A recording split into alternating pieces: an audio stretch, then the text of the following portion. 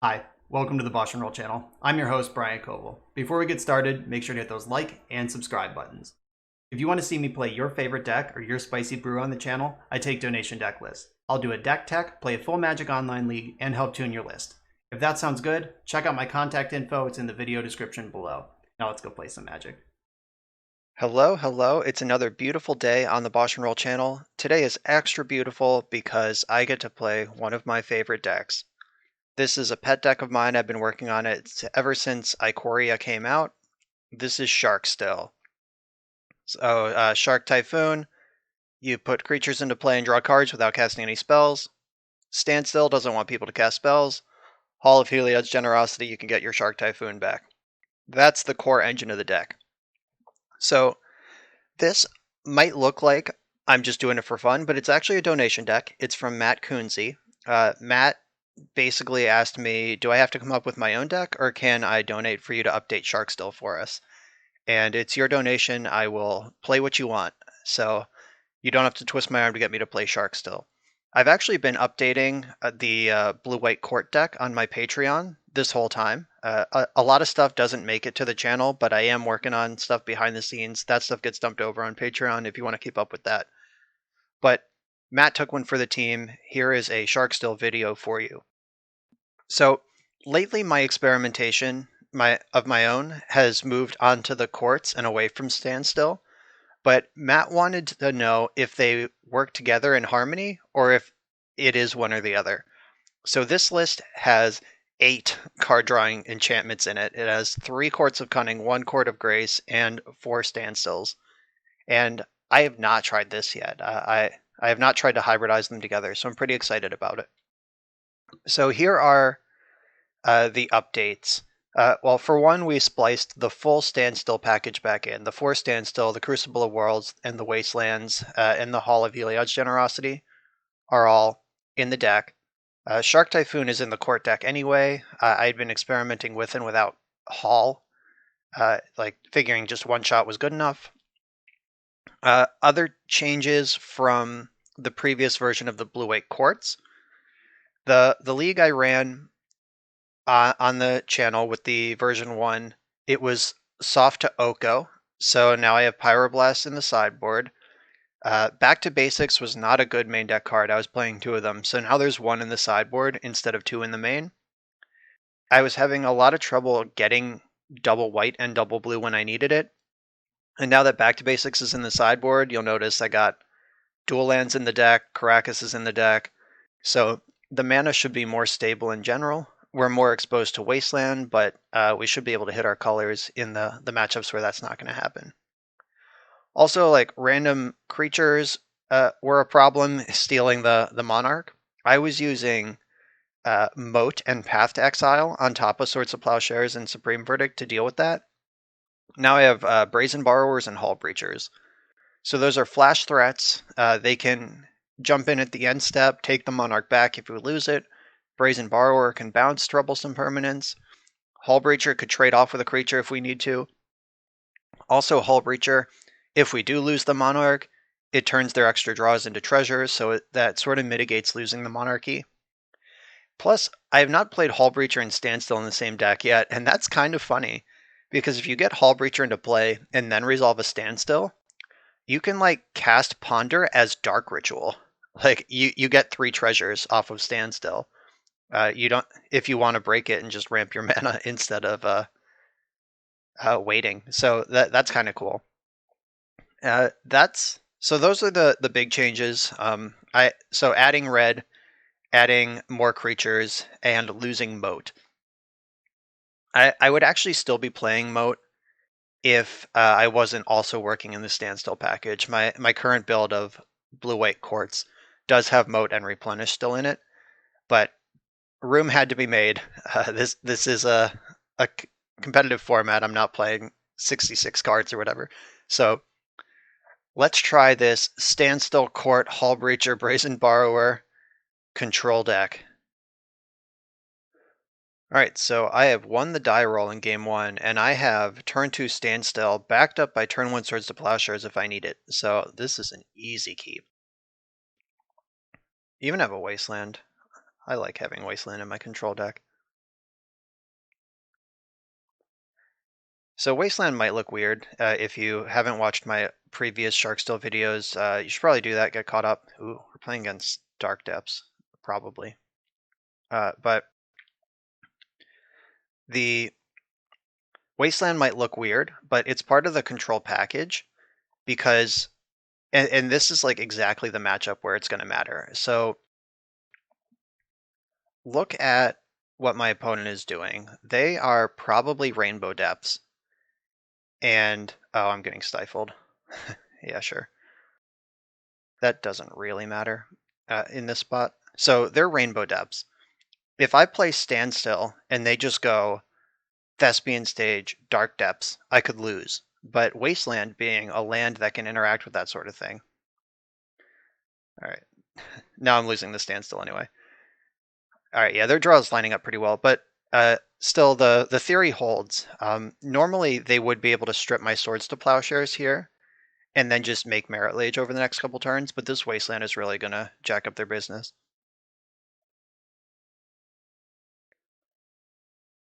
So oh my god, I was about to say as long as they don't have Petal uh, and uh, Hex Mage this turn, we should be fine. So they are a Stifle deck. I can play Standstill right now, but if I play Standstill, then okay, I'm actually just gonna have to play Wasteland here because if I play Standstill, like that Stifle actually bought them the turn they needed to get under the Standstill. Because if I play Standstill now and they just make Merit Lage while my Wasteland is tapped, I'm in trouble. That's very big. So this is probably going to get the Thespian Stage, unless they play Ghost Quarter or Wasteland of their own to mess with my Wasteland, which they don't, and I do know that.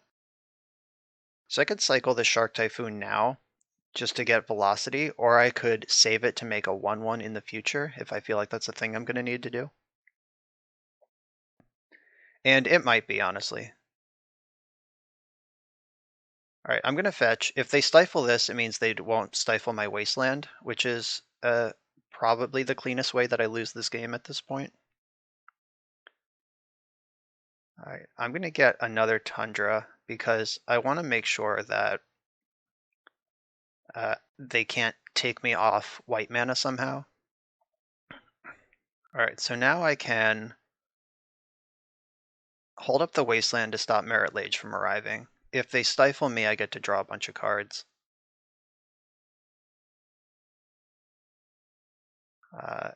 I would really like to draw a land right now to have the Shark Typhoon protection. Uh-oh. Okay, so if they have Stifle, I lose here, unfortunately. If I drew a land there, I could make a 1/1 Shark and then untap and Teferi them. I guess I don't necessarily lose. I just, oh wait, yeah, because I get to draw cards off their Stifle from Standstill, so I could still find Brazen Borrower or Swords to Plowshare, so I have 5 outs. Alright, so you let the copy resolve, and then you waste here, then you get Stifled, then you draw 3. Oh, they just didn't have it. They just had to play through the Wasteland. I'll take that too. Alright, so this time I will cycle Shark Typhoon. Oh, Duress into Standstill is clever, because you get to take the best card. Alright, go ahead. They'll probably take my Court, would be my guess. They could also take Ponder, just to deny my options. They only have 3 cards they can't take, and it's Ponder, Teferi, and Court. Alright, they took the Ponder.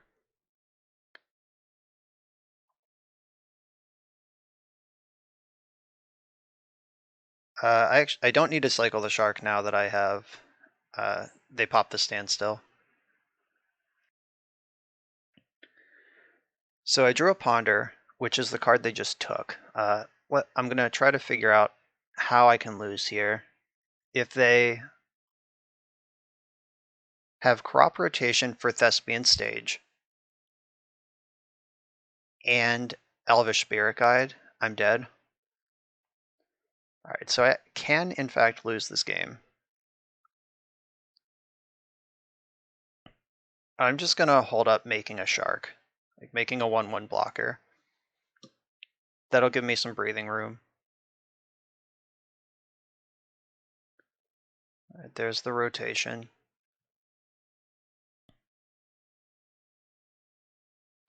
Guess I should have made my shark in response, in case I drew a force.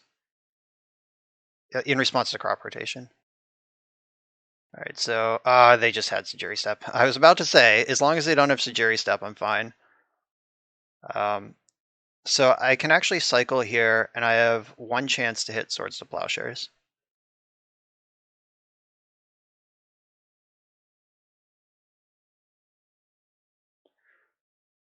So close. All right. They navigated that pretty well. All right. What are you going to do in that spot? Back to basics is good. Yeah, that Stifle bought them one turn to be like one step ahead of me the whole time. Like one more mana, I get to Brazen Borrower on that last turn.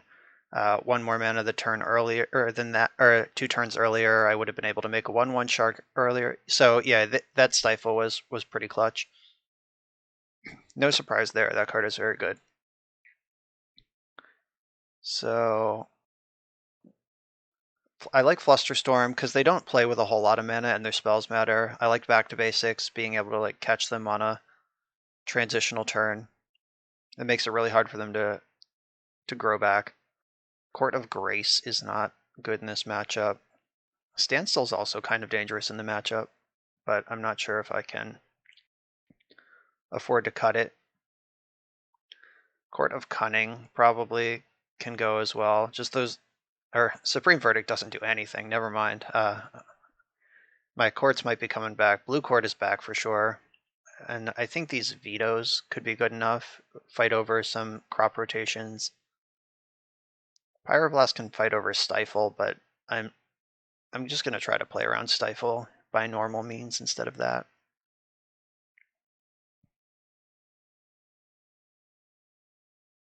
And this looks like the deck I'm going to present.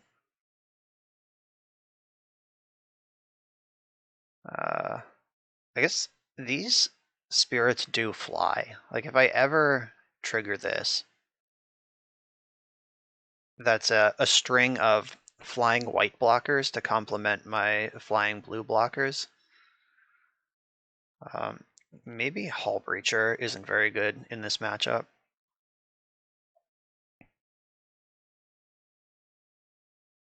Okay, I will play this. I will remember to play around Stifle this time.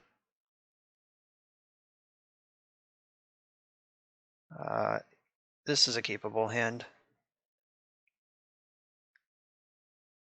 So I'm looking for a land and a interactive spell of some kind, whether it's Brazen Borrower, Swords to Plowshares, whatever. Like those are the two things this hand needs to go nuts.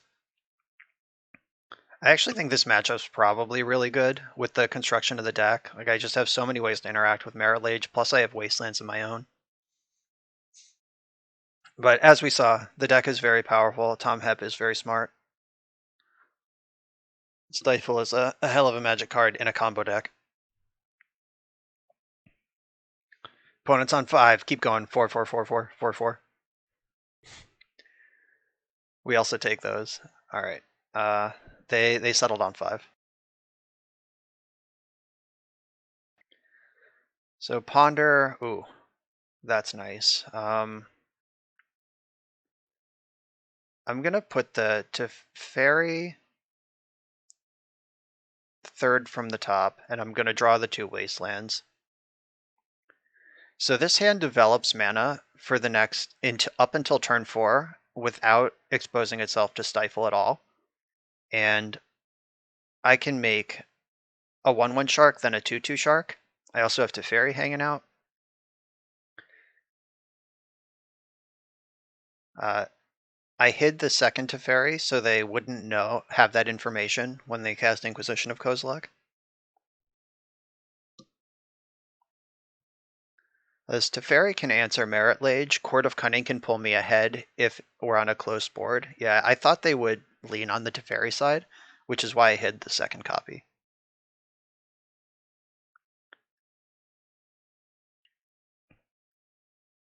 And I am not going to fire off Wasteland on their Gemstone Mine, though I think it might be effective against a Multi 5. That's just really not what my deck does. That's not what this card is for.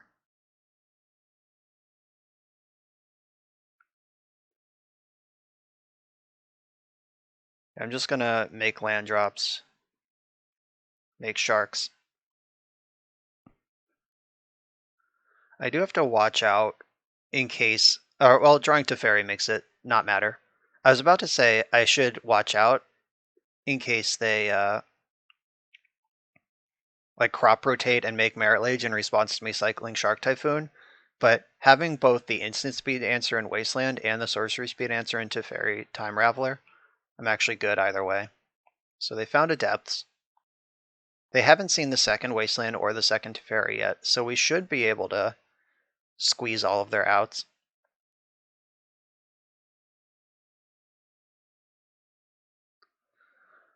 Surprise, second Wasteland. And I can attack now. They can't make a Merit Lage in my end step. That would be completely preposterous.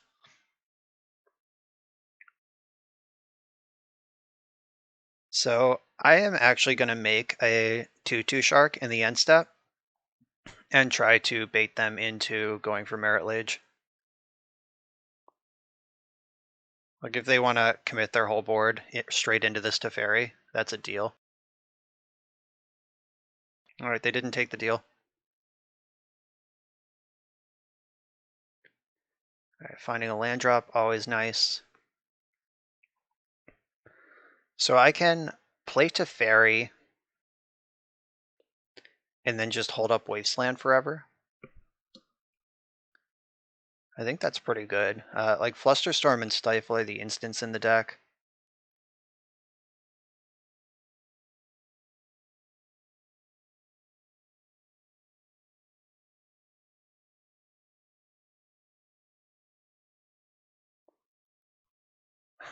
My opponent said in the chat they boarded out all their Pithing Needles. Surprise, I'm a Wasteland deck. I guess it's not a surprise. They saw Wasteland game 1. But yeah, we had that pretty firmly covered. So I don't think my plan changes on the player draw, though they did just tell me they're bringing in Pithing Needle, so maybe I want Seal of Cleansing to fight on that axis. Yeah, like they just don't draw extra cards, so Hull Breacher, that's not what this game is about. So I'll bring in my Seal to counteract their Needles. And that looks like a plan to me.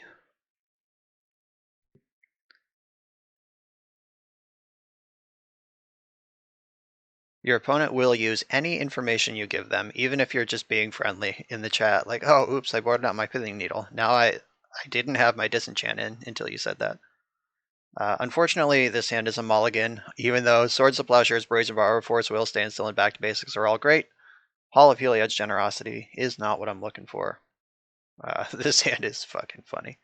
All right, I will keep this. So this could end up being dangerous. Yeah, the hand is pretty resistant to discard because all 4 cards in it do the same thing. They almost certainly take Brainstorm, but basically all of these cards function as draw more cards. Great! That's what I wanted. We're in a dangerous spot though. Without a Wasteland, Standstill is a huge liability. And they're just like chugga chugga making Dark Depths here. So they're minimum 2 turns, probably 1 turn away from Depths. I need a Wasteland or Swords to Plowshares like ASAP. So, no, it would be complete madness to play Standstill here. I just need to hold up mana and hope that they respect my instants. Or I could just draw an instant. How about that deck? I could draw just one of my many ways to fight Merit Lage. Alright, do you play around my 2 Wastelands, or do you play around my 2 Teferis, basically, is the question here. I need to draw a Wasteland or Swords to Plowshares right now. Alright, let's see if they show me any respect, or if they just YOLO go for it.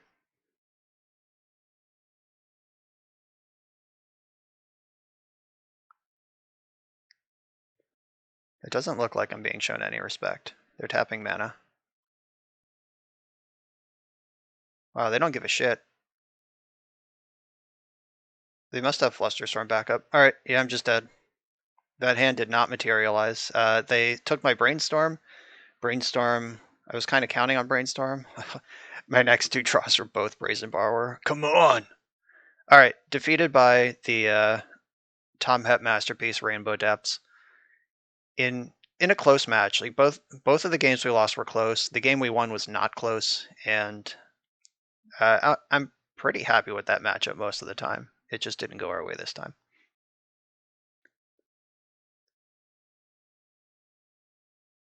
And I'm on the draw for this one, round 2.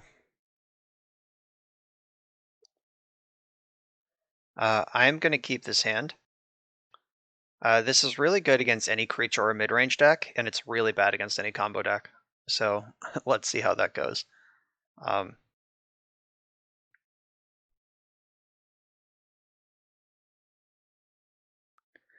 Are we playing against Rainbow Depths again? Tom, what have you done to Legacy?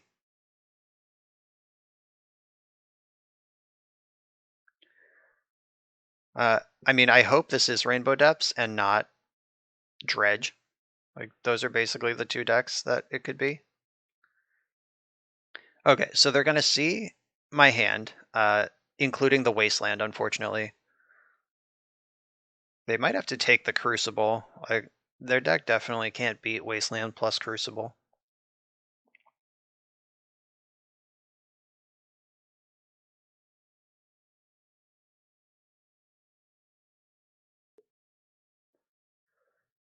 Oh, taking court? Okay. I guess they think they can outmaneuver this Wasteland as long as I don't draw too many more cards. Also a reasonable plan. Alright, I'm just going to get the Wasteland into play right now, make sure I don't lose.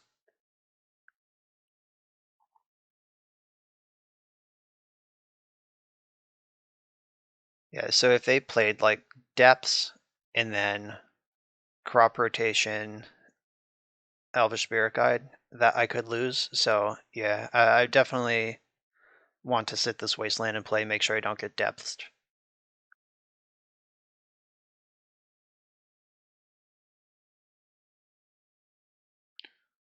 Alright. Is it going to be Crucible this time? I assume so, because they don't care at all about Supreme Verdict. Okay. My cards are gone. Oh, you have your own Wasteland, huh? Curious. Okay, so this might just... I don't know what's going on.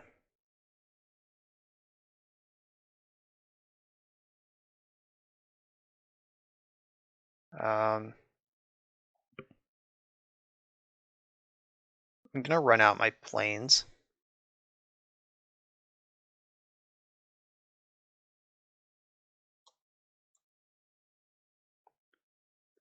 My opponent asked in the chat, your league is good? That's, not sure if they mean, am I having a good time? I don't know what's going on. Alright, so their Wasteland can fight my Wasteland, but they do need to be at a point where they have enough mana to activate Thespian's, or so they have to Wasteland me, I Wasteland them back, in response they make Depths. So that's like how this works. I feel like they're pretty far away from that. Okay. That was a pretty good way to use Wasteland. Pretty low damage because they were going to lose their gemstone mine that turn anyway. So, all right. Now they have no lands in play. Let's see if I'm dead. I don't know what's happening right now. They're clearly some sort of combo deck. Oh, they can make Vampire Hexmage and then crop rotate. They didn't crop rotation. Let's draw Force right now. All right, that's another look. Come on, Force of Will. Or Swords to Plowshares. I'll take either. Okay, that was actually like the nut perfects. All right, so I found the Swords to Plowshares and I hit a Wasteland underneath it.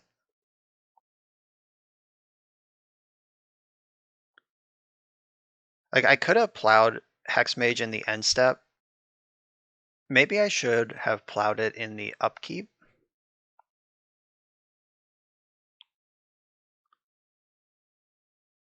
This is actually super shitty, because if they have the crop rotation, I lose. Like, maybe I should have plowed in the upkeep. Like, if they had the crop rotation, they would have gone for it in the end step. And by them not going for it in the end step, upkeep tells me it's time to hit the Hex Mage.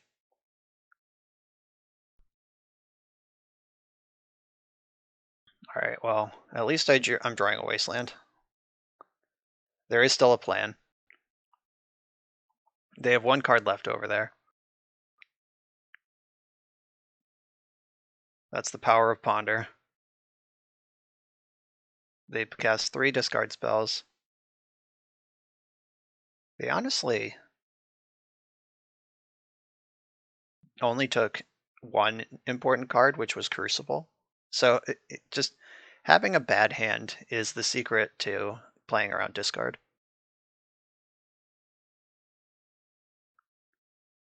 Oh shit. Oh shit, I lose. Really? Your 2-card hand was Mana Source Pithing Needle, you fucking psycho? Are you shitting me? Ugh.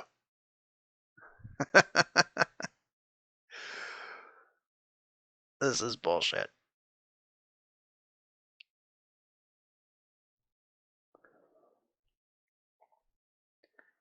I'm gonna go after Urborg because these two are gonna leave play anyway. So my opponent with no cantrips in their deck, no way to manipulate their deck in any way, just drew off the top exactly what they needed to both create their combo and protect it from my onboard answer. Oh. Magic the Gathering, folks, is quite a game. Hell of a game. Maybe they'll misclick and fuck up their combo. That's my hope at this point. Nope, looks like they did it right. I don't remember my 3rd card down from the Ponder, but I'm pretty sure it's just a land, or I'm sure it doesn't interact with their combo, with Merit Lage. So, Dark Depths. That's 2 matches in a row, opponents showing that they're very skilled at drawing cards. But, I mean, they are a combo deck. I'm not tilting, I'm just goofing off. That was a very good draw, but that's why you put Pithing Needle in your deck. Chosen card is Teferi, that's the right call, and I drew an island, and I'm dead. Well, we've seen some impressive range out of Dark Depths in these last 2 matches. They're showing me everything that they are capable of doing as a Magic deck. Because everything looks good, and then JK, you're out of here. All right, Supreme Verdict is out. What did I do last time? Standstill is actually a huge liability. I should have boarded some out last time, and I didn't. I was cutting Hull Breachers instead of Standstills. I don't think that's right. Yeah, after last round where I drew 3 Standstills in my first 8 cards, the picture became crystal clear that that's not something I want to be doing.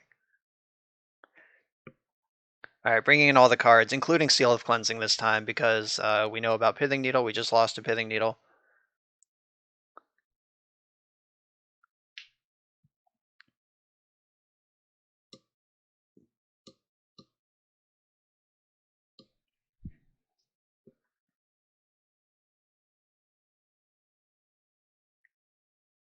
I'll keep this.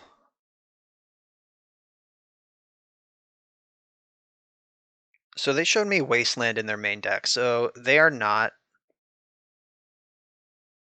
Tom Hep Rainbow Depths. At least I don't think he plays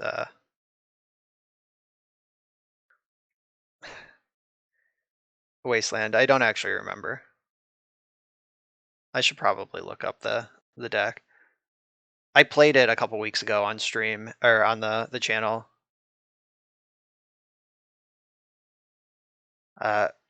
And I just forget if it has Wasteland in it. I'm not gonna lie.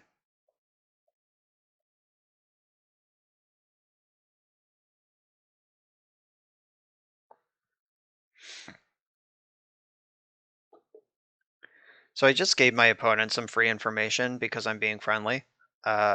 They said, "What's the name to your deck?" And I said Sharkstill, but they haven't seen a Standstill or a Shark yet. So I just told them 2 things about my deck that they didn't know. Let's hope it doesn't punish me. So as playable as all 3 of these cards are,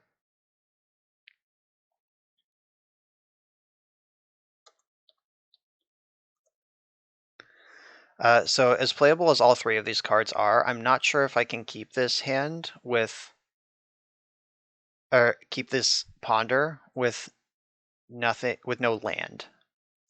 So I can probably assume that they're gonna cast a discard spell. Actually, forget it. I am gonna keep this. I'm gonna put the Teferi on top. So now if they cast a discard spell, they have to decide if they want to strip my Brainstorm or if they want to start working through these answers to Merit Lage, because Brazen Borrower and Teferi both do the job.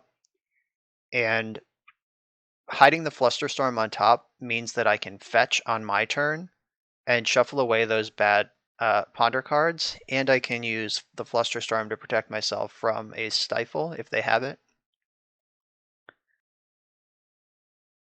I am not going to force this Thoughtseize.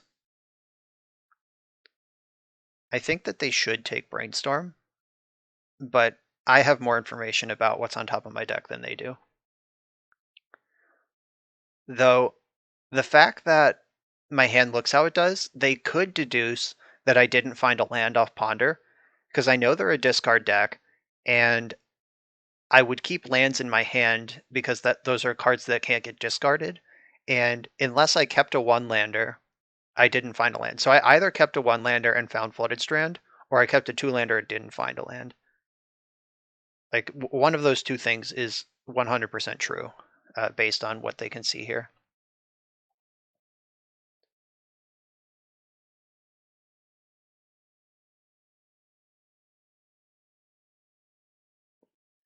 All right, so if they cast another discard spell, I fetch in response. They stifle me. I can Flusterstorm both of their spells. So I'm kind of hoping that that's the plan.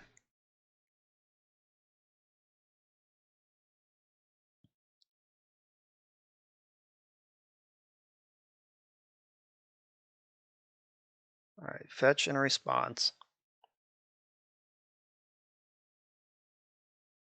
All right, they didn't do it. So I can get basic planes and play around Wasteland, or I can get Tundra, because I have a lot of double blue cards in my hand right now.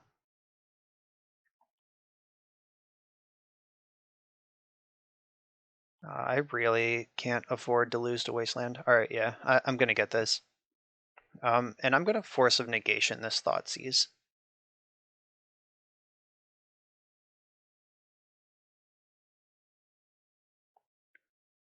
We're getting down to the wire. Them being on Mull to 5, having only 2 cards left in their hand, I want to keep these answers to Merit Lage.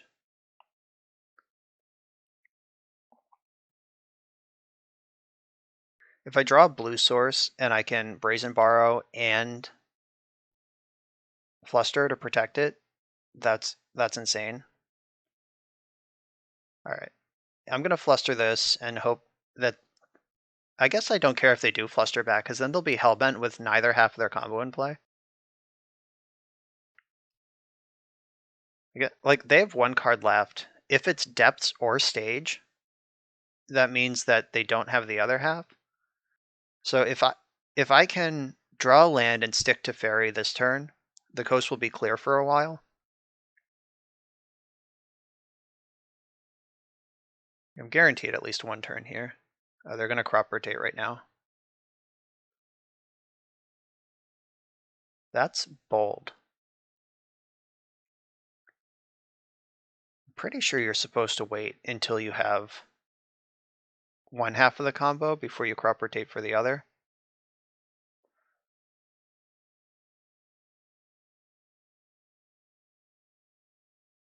All right, here's to Fairy.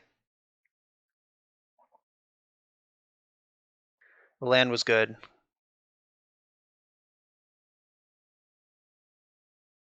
So now I have Brazen Borrower at instant speed and Teferi at sorcery speed. They have to draw Hex Mage or Stage here to even threaten Merit Lage, and they have no green mana if they draw like Scrying or Crop Rotation or anything. Needle, that can name Teferi, I guess.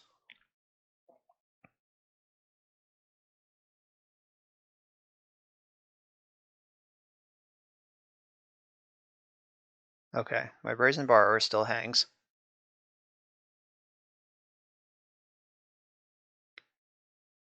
I'm gonna Ponder. The coast is clear. Like, I can't really lose this turn, so I might as well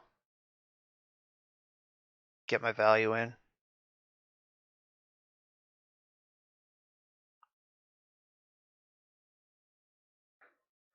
So if they cast a discard spell, I can Brazen Borrow the Pithing Needle just to keep the card around.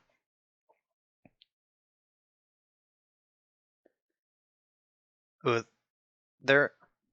I guess they would just replay it, but there's like a possible line where I bounce Pithing Needle.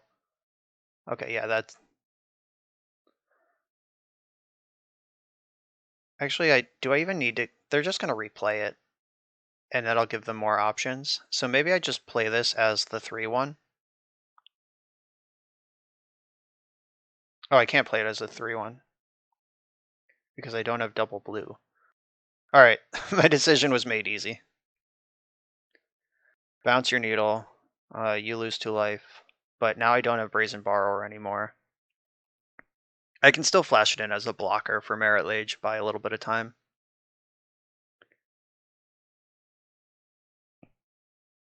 And they can replay the needle. If they name Teferi again, that is what it is. If they don't, I can bounce Brazen Borrower and have Petty Theft back up. Like if they pivot onto Wasteland or something, if they want to try to reset this.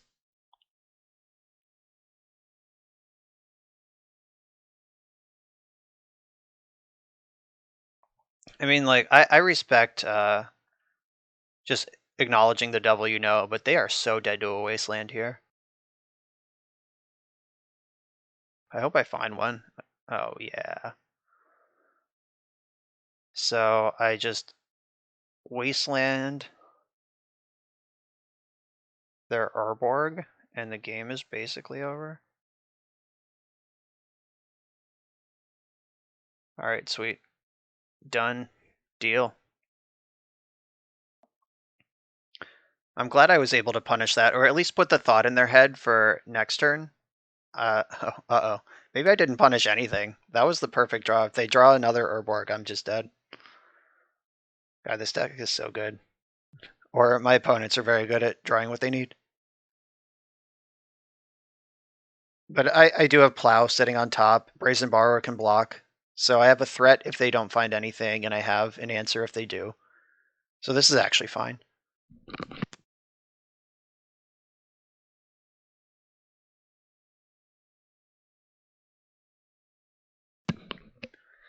All right, so that's a land drop. They cannot make Merit Lage this turn. And now I'm producing a threat. Now I can veto a spell and answer a 20/20.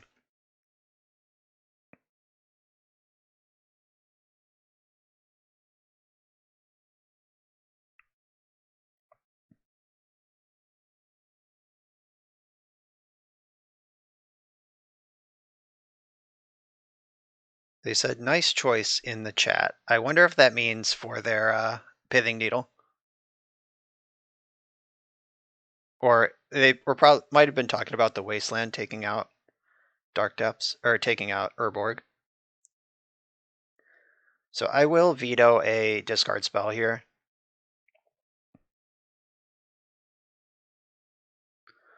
Don't give your opponent choices when you don't have to. Like Swords of Plowshares is the more important card anyway.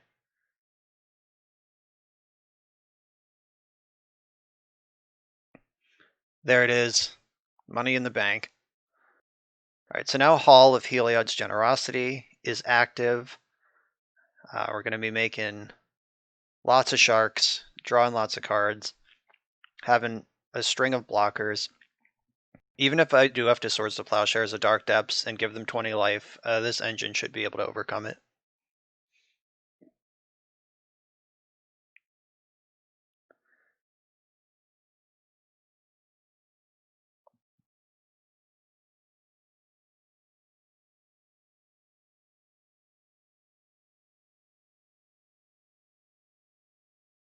Get my beats in. If they have Elvish Spirit Guide, they can make Dark Depths, but I have the Plow. We're good. No sweat. All right, they're just packing it up.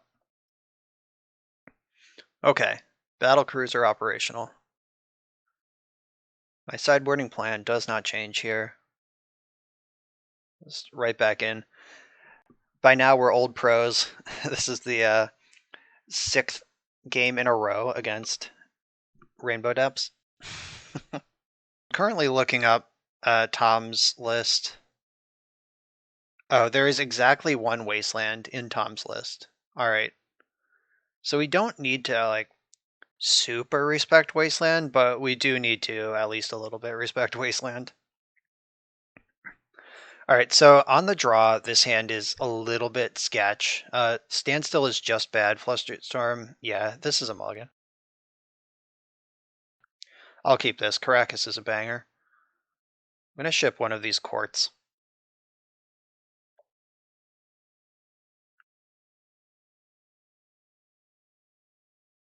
Yeah, so we have Caracas. They have the Pithing Needles. They can name that. Inquisition of Kozilek can only take court. I bet they're going to blind name Wasteland, which is almost certainly the right call most of the time.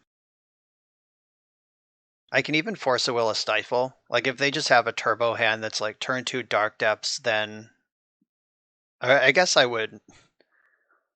Oh, that's actually interesting. Like, do I force the Hex Mage? Like, if they go Dark Depths Hex Mage next turn, do I force the Hex Mage or do I just fight them with Caracas?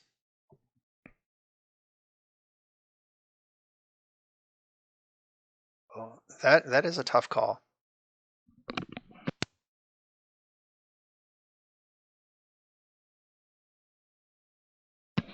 Because they put Needle on Wasteland, I don't need to worry about their Wasteland now.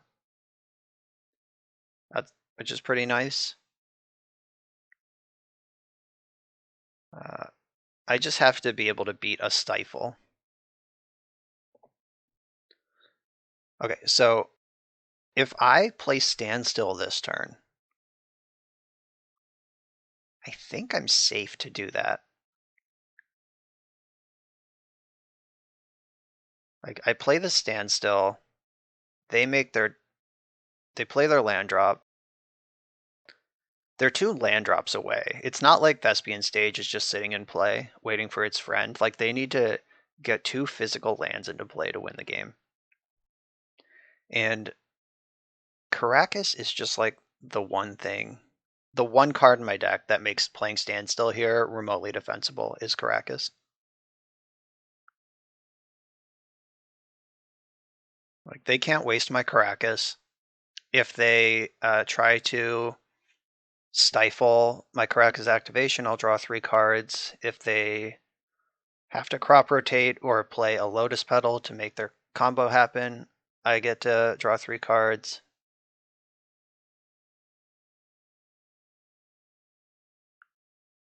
Oh, nice. This is just going to be straight up Ancestral Recall. They just had to cast Sylvan Scrying to advance their game plan. That gives me a pretty easy force of will. If they were willing to just pop Standstill like that, they must need this. So I'm gonna chuck Hull Breacher, because it's a card that I would have boarded out if I had more cards to cut. Yeah, let's just cut that off. I'm gonna jam Court of Cunning this turn. I have Force Will backup, still sitting on this Caracas. This is how we do this.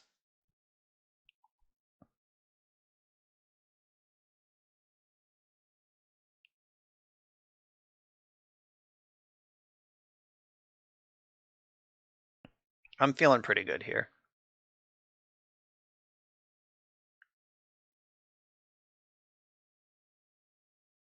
So even if they have a discard spell, so they're about to see the Caracas, and now they know for the first time that they're in trouble. This Gemstone Mine, oh, I guess it doesn't matter because they have Urborg. I was about to say this mine only has 1 counter left on it, but it can tap for black as much as it wants.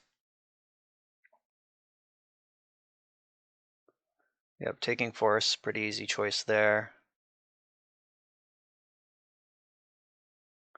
I get to mill them for 10 in my upkeep,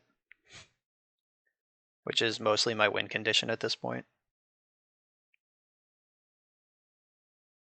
Wow, what's going on here?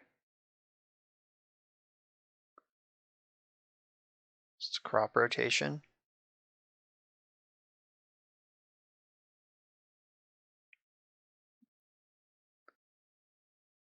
Okay, so they can make Merit Lage, but I have Caracas.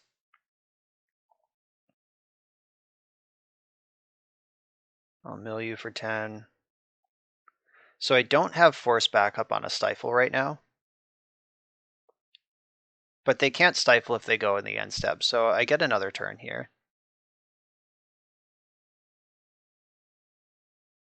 Ponder was a great draw. I can Ponder looking for... not that. Just finding some more interaction. Yeah, the Force of Will should do what I needed here. I'm not going to Brainstorm because I would only want to Brainstorm if I was going to play a fetch land, and I'm not going to do that because I'm going to Caracas as my land drop for the turn. I can keep up the... so I have Force, and I can Brainstorm if I need to find another answer, plus they need to deal with this Caracas before they can do anything. And they only have 4 turns left to figure this out because the court is threatening to mill them out.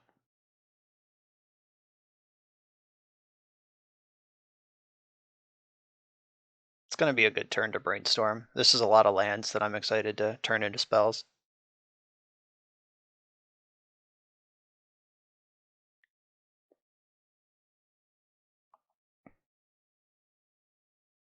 So their deck can win in this position. I will just be pretty impressed if they do. Though, now that I've said that out loud, this is the same opponent who ripped the Pithing Needle in game 1.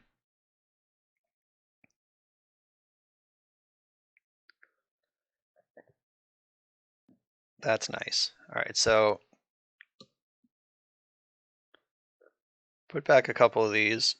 play this. If they want to stifle this, that means they're not stifling Caracas. That's fine. I want to fetch now because I don't want to draw any of those other cards for my Monarch trigger.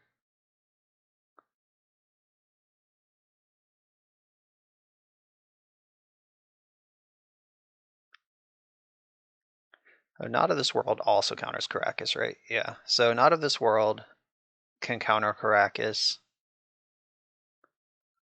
Stifle can counter Caracas. They have some things here. They got some stuff. But they have 2 cards in their hand. I'm holding 3 answers. So I have the Caracas as a hard answer, Force of Will as a hard answer, like insofar as it counters their counter for Caracas. And then Shark Typhoon, I can still make a 1/1 shark to block. So I have 3 answers to their 3 cards in hand.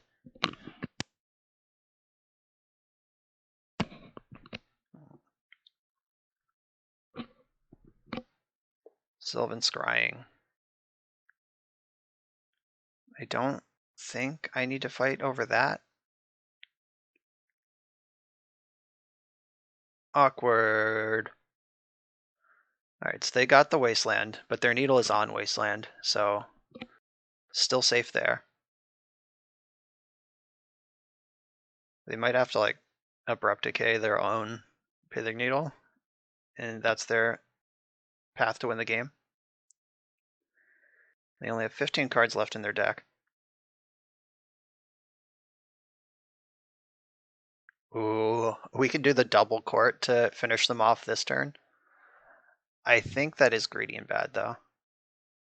Speaking of greedy and bad, I just forgot to make a shark in the end step. I was so busy talking about Pithing Needle.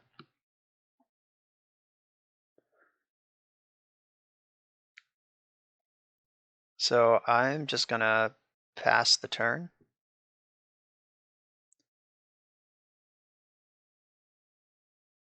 I don't think I need to brainstorm now. Like I can just go to discard and lose one of these planes. Guess I'll discard the Wasteland because it's not helpful. Though if they can answer their Pithing Needle, alright, I'm gonna keep the Wasteland because if they can remove their own Pithing Needle to waste my Caracas, then that'll turn on my Wasteland. Just trying to figure out what their plan is to actually win this game.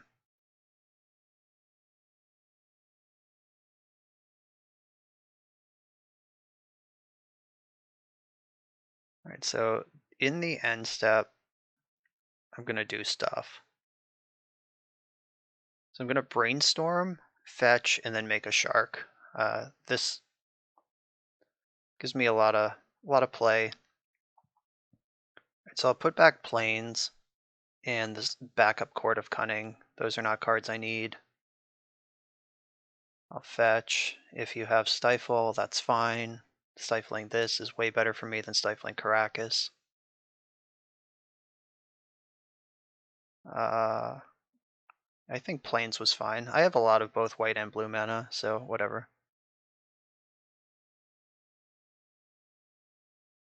Let's make a 3/3 shark. So now I have a blocker to buy another turn, even if they somehow navigate this. And they're going to have 4 cards in their deck on my upkeep.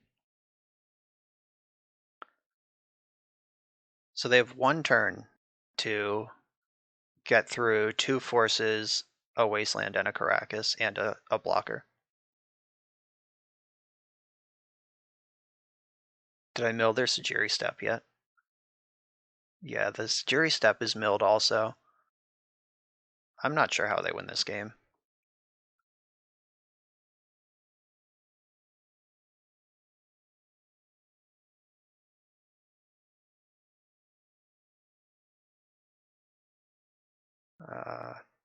Gonna play my Wasteland just in case. Oh, that's so funny. I drew Teferi, which can answer their Pithing Needle, which turns on my Wasteland, but turns on their Wasteland to take off my Caracas, and Caracas is actually the more important card here. What a good time we're having. So I'm gonna have to go to discard in the end step. So let me look at this. 1, 2, 3, 4, 5, 1, 2. 1, 2, 3. Yeah, I think I just go to the end step. I'm not casting any of these cards. Or I guess there's 1, 2, 3. There's one Force of Will left in my deck, and also Swords to Plowshares. But I have Brainstorms. It's fine. If I need to dig, I can dig. But my hand is basically completely set up to do everything I needed to, and they're dead on board to the court.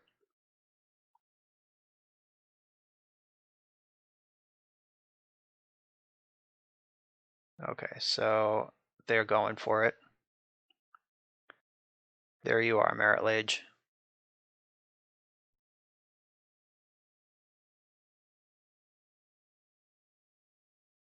Okay.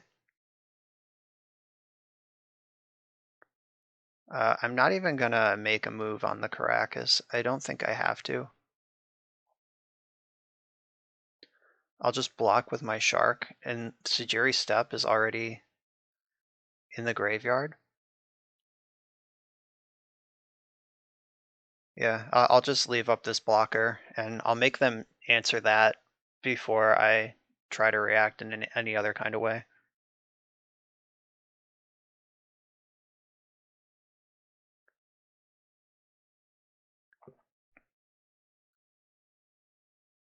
I guess right now, if I go for Caracas, okay, it probably was better to go for it in my end step because I just discarded a blue card to hand size, and if we get into a fight over like a Not of This World or a Stifle or something, I could have pitched that card that I was going to lose anyway. All right, so it was like card disadvantage for me to not fight on that turn. I don't think it's going to matter, but that is a small edge that I gave up, or a small bit of value I gave up.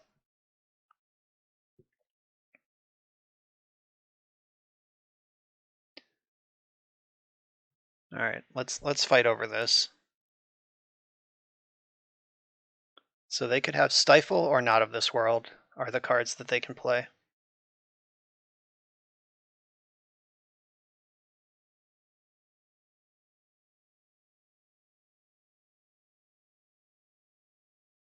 Negate that. One card left, and I have one counterspell left, so this should be checkmate.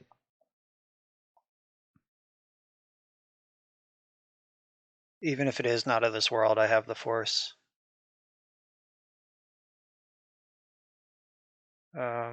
Yeah, Inquisition. That can resolve. I don't care. Inquisition can't take the card that I actually care about, which is Force of Will.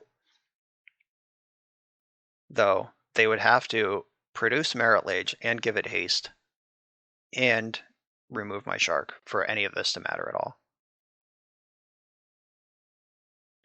Unless they board it in and Emrakul the Aeon's Torn, and they are about to shuffle their deck into their library back into their deck, but I don't think they're going to do that.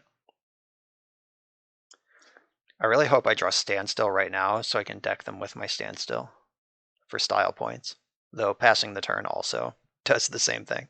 Or if I could give them the Monarch somehow, that would be funny too. And we did it. That is how that match looks like most of the time. When,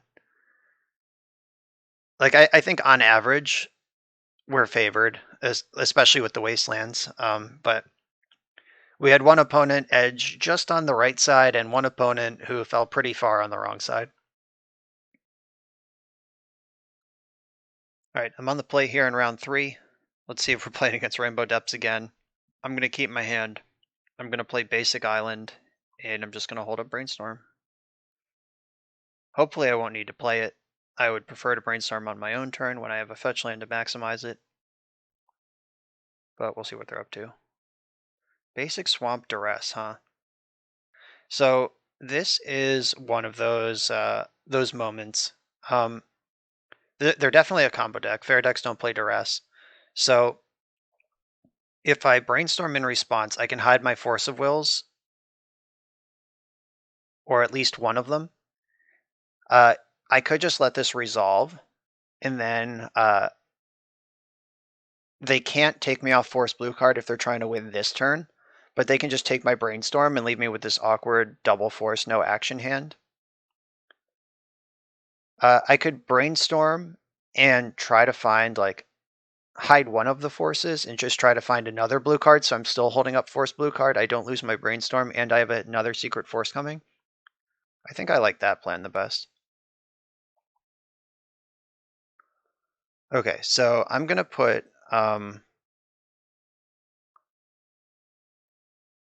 Breacher and Force of Will probably on top in that order. Or Brainstorm and Force of Will in that order. Yeah, I'm gonna put Brainstorm and Force of Will back in that order. Because if I have to pitch something to Force, I would rather pitch Hull Breacher probably than Brainstorm.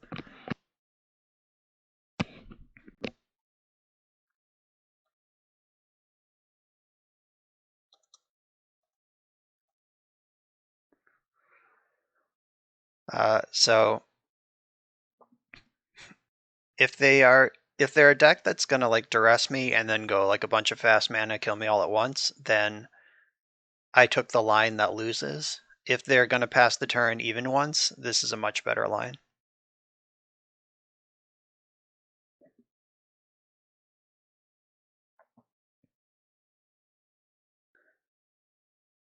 I can't imagine this deck caring about Swords to Plowshares, like whatever they're up to. Wow, interesting. Is this Reanimator? Is Swords to Plowshares actually what they do care about? Fascinating if true. If they care about Plow, then I'm going to put Caracas into play. Though Reanimator is going to have a hard time getting through Force of Will also. I hope they don't follow up with Cabal Therapy. Oh my god, that would be such a blowout. I would have walked right into that. No, decks don't really play Cabal Therapy anymore, so I guess we'll see. I'm just really surprised they took Swords to Plowshares. Like, what deck goes basic Swamp Duress, takes Swords to Plowshares when Force of Will is an option?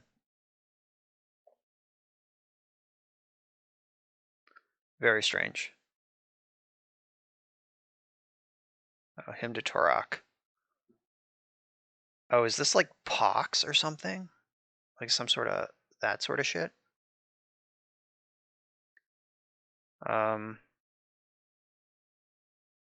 So I'm gonna force, maybe I don't force this. Maybe I just let it happen. Yeah, fuck it.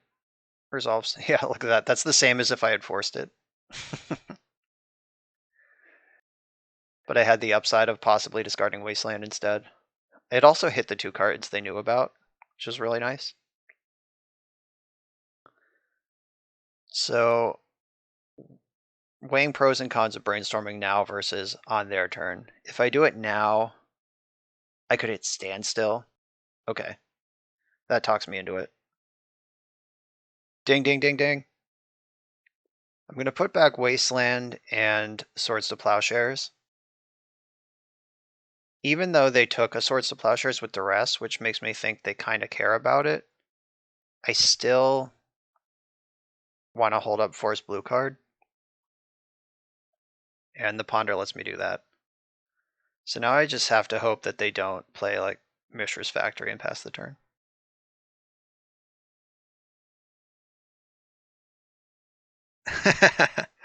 My life. I just shuffled away a Wasteland.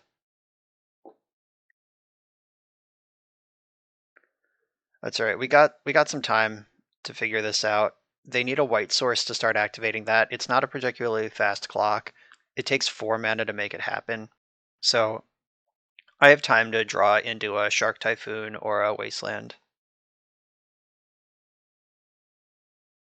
Yeah, I just like one of my next 9 draw steps needs to be a Shark Typhoon or a Wasteland.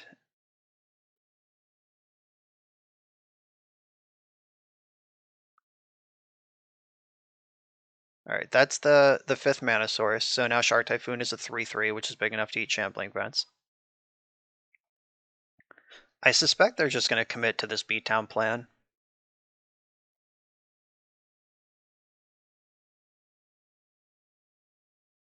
I would love for them to cast a spell, but they're not gonna. Come on, Wasteland. Perfect. We've played against a lot of decks that are good against Standstill.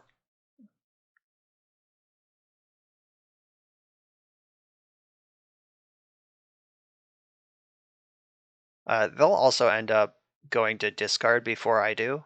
So there will be an opportunity if I need to that I could just pop Standstill in their end step, so they don't actually get card advantage, just card selection.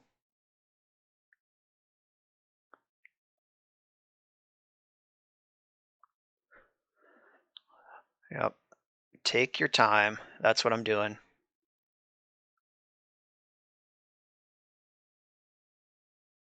I do have to keep in mind that cracking a fetch will take a turn off the clock. Oh god, they play 2 of this card. Come on, Shark Typhoon. Yo. Oh, this is bad times. Can they activate both of these yet? 1, 2, 3, 1, 2. They're 1 mana away from activating both of them.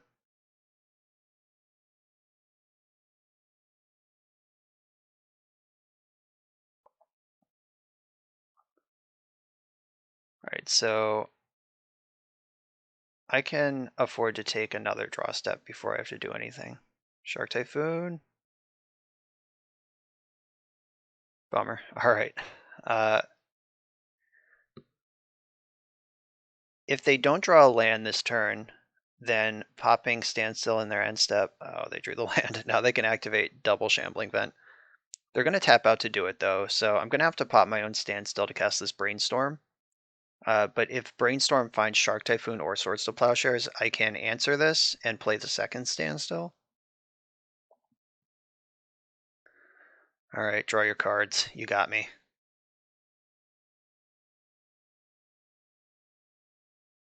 I found Shark Typhoon, and I can make a 3/3. Supreme Verdict, not great. And I have enough mana to play Hull Breacher and Standstill next turn, so I'm going to make a 3/3 Shark.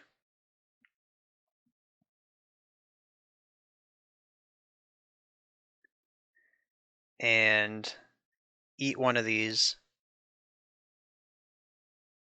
Shambling Vents, then I have a 3/3 Shark to fight the other Shambling Vent. Or blank the other Shambling Vent.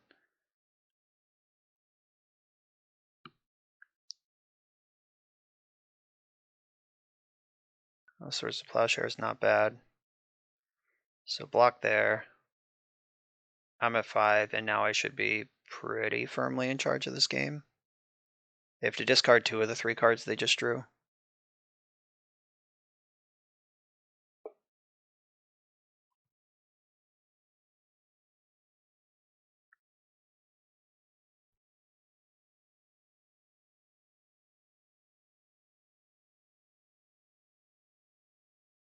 So now that I know that they're actually a creature land deck, I will not shuffle away my Wasteland to a Brainstorm early on.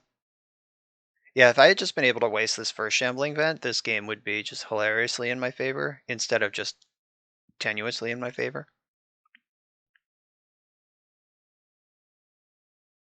It's a tough discard step, apparently. They are going to have like pretty close to a perfect 7 cards. Like there are 7 spells in their hand, guaranteed, because they just made their land drop. Teferi's kind of interesting.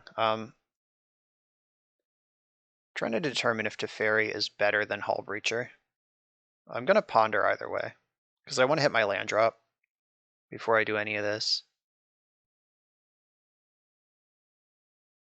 Alright, so I got a land drop out of it. Then I can Hull Breacher plus Standstill. Hull Breacher plus Standstill and hold up Swords to Plowshares. Hull Breacher. And let's go back to standing still. I'm not going to attack because I don't want to trade Hull Breacher off for Shambling Vent. I want my 3/3 Shark to be able to just eat it. There are still Wastelands in my deck somewhere. All right, there's the duress. So if I force duress, I mean, presumably their hand is just 100 discard spells. So I'll let duress resolve.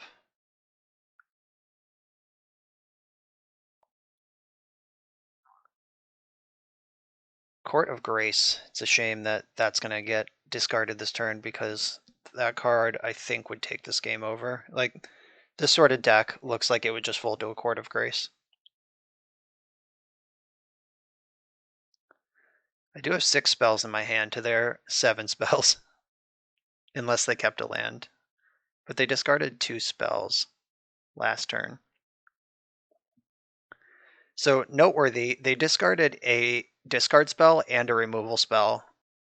So when I have this creature and a handful of cards, so I have to presume that their hand can answer a shark and a Hall Breacher and mess with my hand pretty well.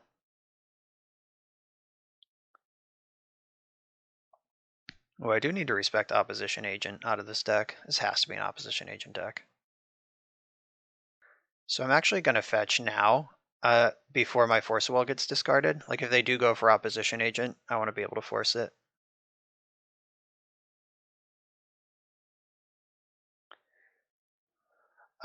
Force of Will, I actually think Teferi and Ponder are worth protecting in this hand, so I am going to force this him.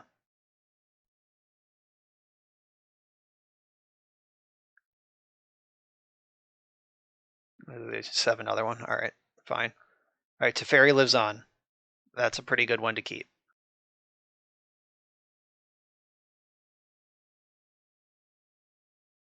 Is this the Tide Hollow Scholar to finish it off? Ooh, Robert. Robert does not draw cards. Robert does get bounced cleanly by Teferi, though.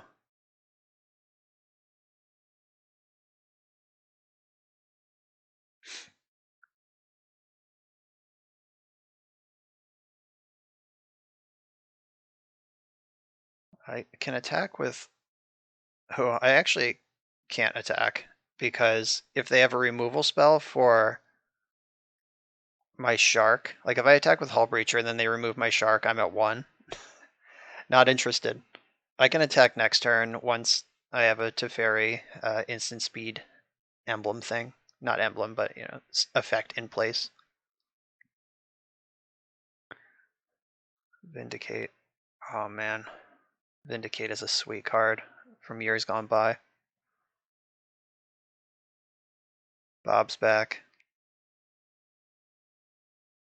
More Bob. Alright, this is getting dangerous. I might have to Supreme Verdict just to stop their card advantage engine.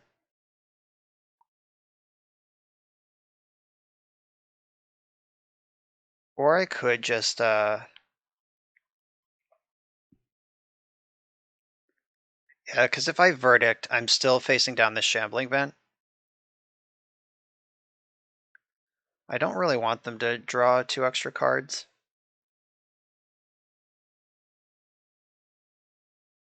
But if I can trick them into activating the Shambling event before I Supreme Verdict, but there's a good chance that they're just going to find a discard spell off of the Bobs. This is really hard. I guess I will just... I'm going to pass the turn. Roll the dice. Inquisition doesn't do anything. Stoneforge Mystic, okay. I'm actually fine with both of those. Inquisition does not take any cards from my hand. Surprise.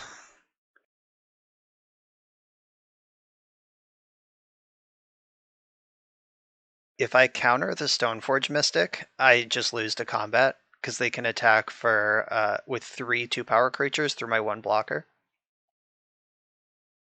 So that's kind of funny that is a true thing.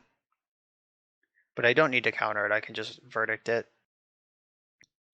I think they should attack with the 2 Bobs. Because now that they've seen the Verdict... But I guess if they attack with the 2 Bobs, I can eat one of them, I'm at 1 life. Or they could attack Teferi with both Bobs. That might be a really good attack.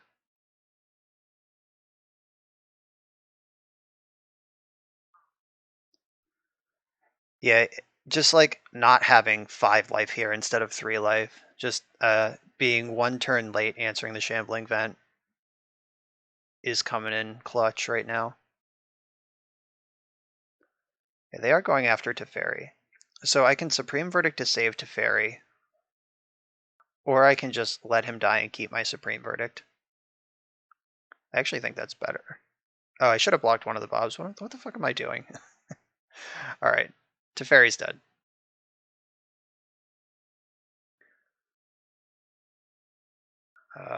Alright, so I can end step Supreme Verdict. My shields are down to the Shambling Vent, but if I Supreme Verdict now, then I can Force of Will the Stoneforge Mystic. Alright, yeah, I'll just Verdict now.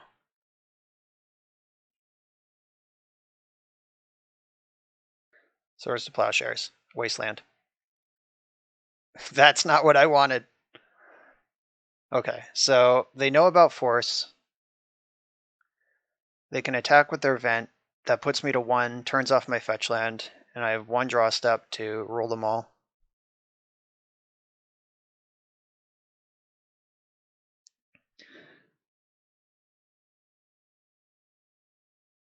Yikes, 1 life remains.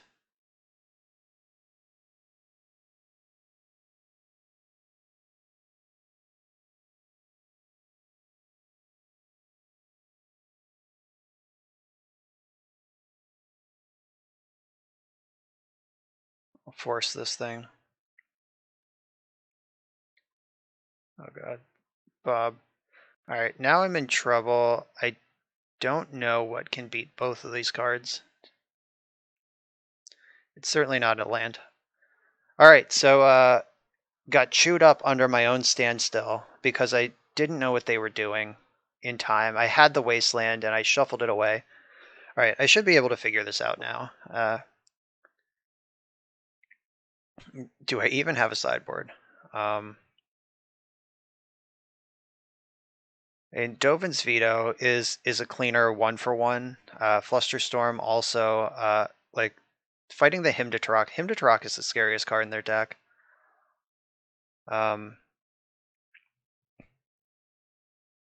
Force of Negation can go. Force of Wills can go. Like, the cards that they're going to cast, like, I think playing to the board is going to be more important in this matchup than countering their spells. We saw Stoneforge Mystic, so Stony Silence is probably good. Seal of Cleansing, probably good. We didn't really see them doing anything out of their graveyard. Yeah, I might just be on 0 Force of Will for this matchup.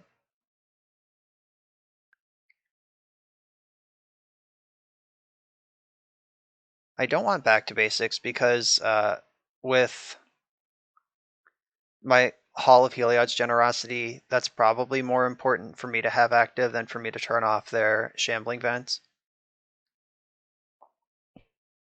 My deck's pretty good at beating Shambling Vents, in general, as long as I'm not locked under my own Standstill. Yeah, this looks fine. Okay, in we go.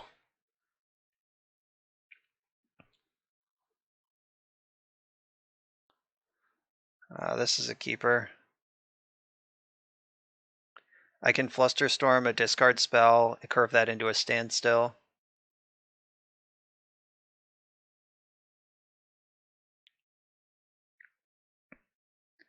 I didn't see a Wasteland out of their deck, but I have to assume that they play them. Ooh, just Swamp Go. Okay, they might be holding up Dark Ritual for Opposition Agent, so I'm going to fetch with my first land. Alright, they didn't have it, so I'll get Tundra with this one. So my plan there was, if they have that, to play my second fetch land first. I fetch the Opposition Agent, I fetch in response, plow the Opposition Agent before my first one resolves. That's what I was planning. Luckily, it didn't come to all that. So I can take a turn to sculpt with Ponder. Oh, I shouldn't have fetched. I should have thought about this a little more before I made my play. So if I Ponder right now, I can hold up Flusterstorm for him to Turok and Swords to Plowshares for Dark Confidant, and I have an extra turn to... Yeah, alright, I shouldn't have fetched, but I'm gonna Ponder. I'm not gonna back off it now. So I want to draw a Shark Typhoon last. I want the Brainstorm, and I'll put the Supreme Verdict in my hand. Okay, so they didn't have a 1-drop, and I have both of their potential 2-drops covered. The thing I didn't play around was Wasteland, and that's because I didn't think enough to leave a fetch land up. Tide Hollow Scholar. Oh, fuck. They've checkmated me. So they have to take Swords to Plowshares. Yeah, okay. Fucking Tide Hollow Scholar. Yeah, the way this works is if I kill it in response to its trigger, they get to exile something permanently because the card removes when it leaves play, and then that happens before the other one. So I can just thread something together here with Brazen Borrower. It's fine. I promise it's fine. Like, I can borrow this thing in the end step, and then I can untap with the fresh handful of stuff.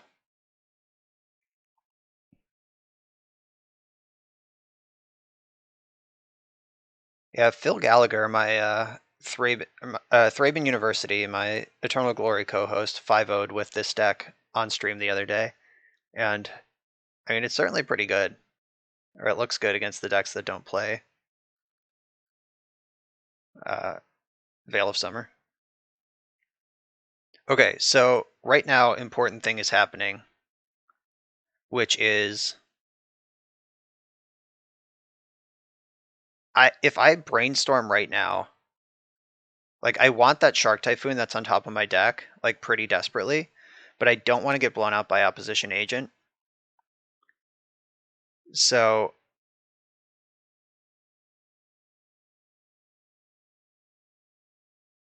I can just Brazen Borrower this, and then I don't get hit by Agent. Alright, I think I'll just take the clean Petty Theft. I'm not going to lose to Opposition Agent right now.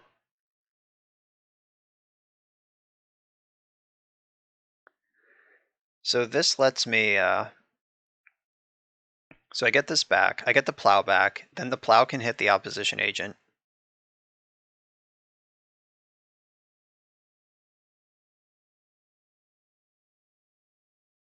I'm going to Brainstorm looking for a land drop. And I did not find one, naturally. I'll put the redundant Standstill and the Supreme Verdict back into the deck. I'll fetch now because I can plow the Opposition Agent if necessary.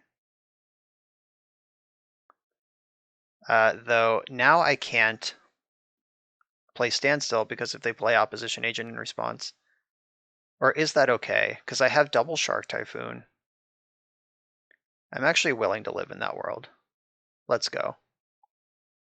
Alright, it just resolved. I'm surprised by that, but I am also relieved. Alright, that's not a Shambling Vent. Crucible is nice. I'm going to cycle now to try to hit my land drop.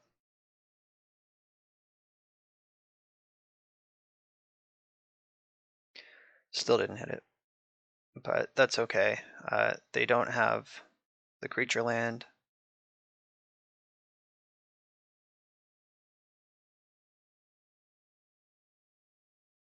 Yeah, if they do something... Oh, wow. Just aggressively drawing extra cards into a Standstill. Like they're gonna have to go to discard now. I guess they were just like aggressively digging for the creature land.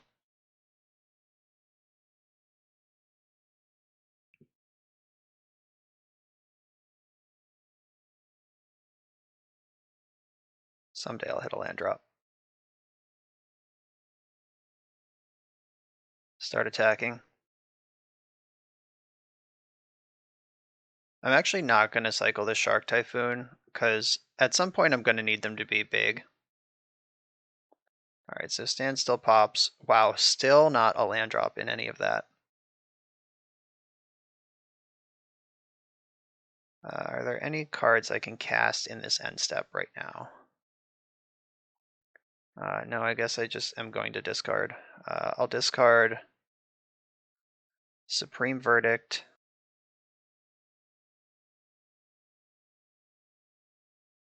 Probably this other Standstill. And I really want this Crucible. I want two answers. Maybe Teferi is the worst card left here. Alright, and Teferi. That sucks, but gotta do what you gotta do. So the Scholar's gonna come back. It's alright, my hand is pretty juiced up to deal with a Scholar right now.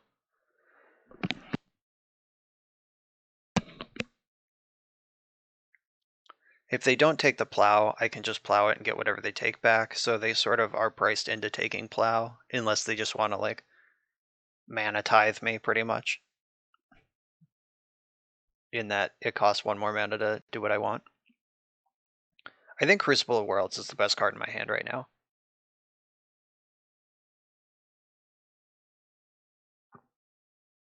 So they have to exile 5 cards to escape Cling to Dust. That's a lot of cards. And if they don't do anything that I'm super worried about, I can Brazen Borrower in the end step.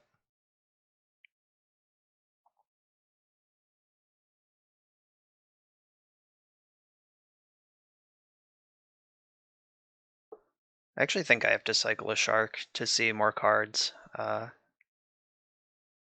Just missing those land drops. There were 2 turns there of missing land drops, plus the Standstill. So that was a 5-card run with no lands in it. I think we're still pretty far ahead, but I do want to keep card velocity going.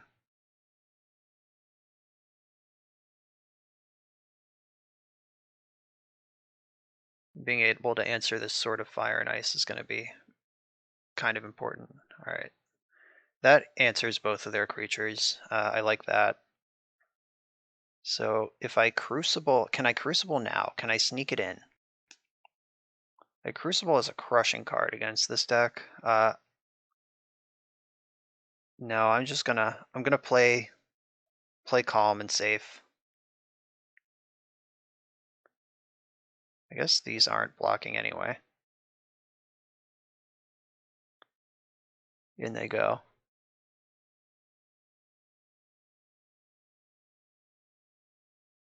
Maybe I should just ponder.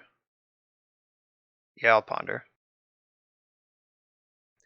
Oh, Court is very nice to have access to.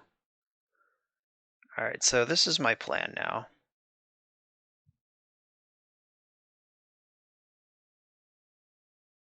I'm going to plow both of their creatures and untap and cast Court.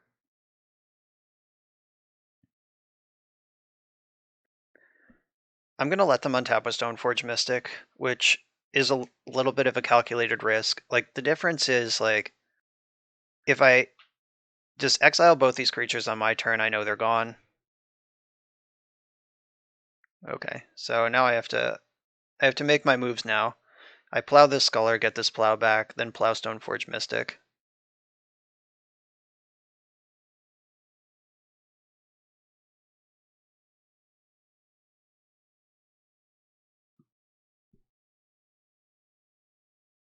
Oh, they didn't put anything in response. I'm a little surprised by that, but okay. So they could like take Flusterstorm and then hit me with a flurry of discard right now. That would be a really well sequenced turn.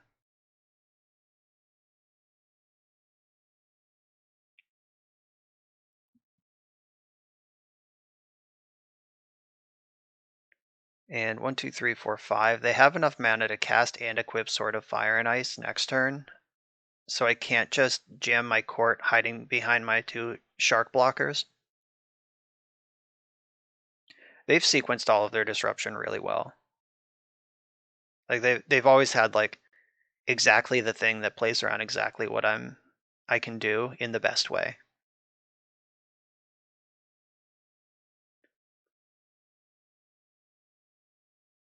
Gideon. Okay, Gideon's pretty strong.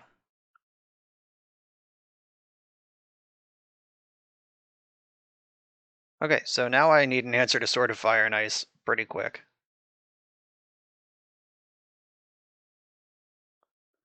And we know that Court of Cunning is not it.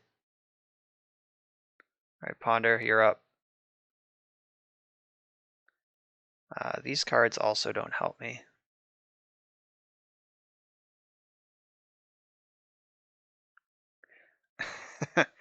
I mean, that does stop the Sword of Fire and Ice, but I lose to the Gideon. So I could just like YOLO Court of Cunning. I get to draw an extra card for being the Monarch. They get to connect with Sword of Fire and Ice. My Shark can take the Monarch back.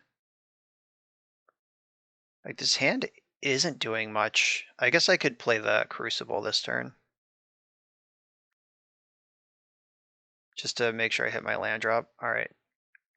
I'll do that. I'll leave both my Sharks back. If I need to chump block Gideon, or if I can double block one of the 2/2s. If I find Caracas, that can answer at least the 5/5 mode of Gideon. Alright, goodbye cards in my hand. Alright, I don't care about Standstill, I kinda care about Court. But I guess Shark Typhoon was the best card in my hand. That was actually the best that Standstill could have, or that Hymn to Draw could have been for me.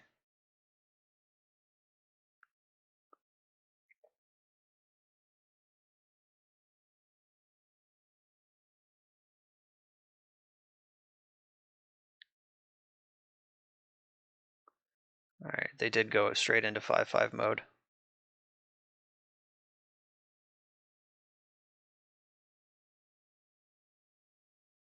So if I block this, it saves me 2 damage, but maybe they don't shoot my Shark.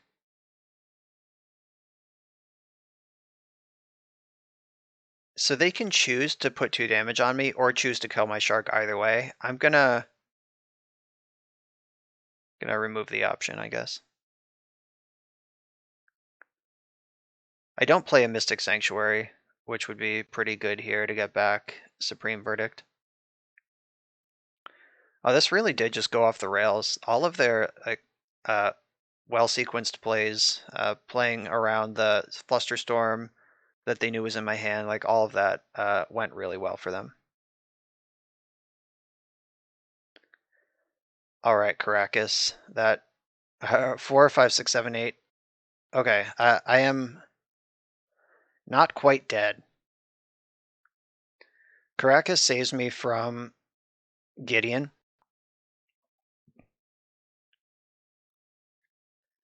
The last question is, if I'm gonna make a Shark, which I am, do I just make a 1/1 Shark now? Like, what could I draw that matters? Seal of Cleansing. Yeah, I guess I do want to make a 1/1 Shark right now, because I do have sorcery speed answers that I might want to cast. All right. If I can survive this turn, which is not guaranteed, by the way. Like, this plays into Vindicate. Like, they could just Vindicate my Shark and I lose. Oh, they can Vindicate Caracas, and I also lose. Yeah, so I block Gideon. I take 6, 7, 8. All right, I am dead. Very well played game by my opponent. Dead Guy L. Very, very cool deck. It's back. Put Veil of Summer in your sideboard, I guess. Hymn to Turok. People forgot about it, much like Dr. Dre, and now it is here to steal the rap game. Important lessons from last round is that we've now played 3 decks in a row where Standstill wasn't that great. I would probably be happier in all 3 of those matchups with just blue-white courts without Standstill in it. As for this round, we are on the draw with a hand that doesn't make blue, so I'm going to mulligan. Wow, this hand's fine. I'll keep this and send Crucible to the bottom. It's either Crucible or Supreme Verdict. The reason I'm considering Crucible is that if Brainstorm finds the 3rd land, then we're set on lands for the rest of the game. Alright, I'm going to ship the Crucible.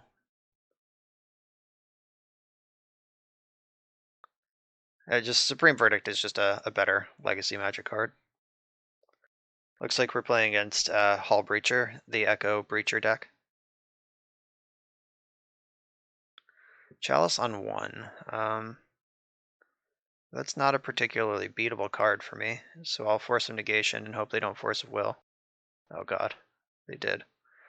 Well, here we are. So what are my good draws now? Teferi, I guess Shark Typhoon isn't bad. Like Shark Typhoon is action through a Chalice, that's fine.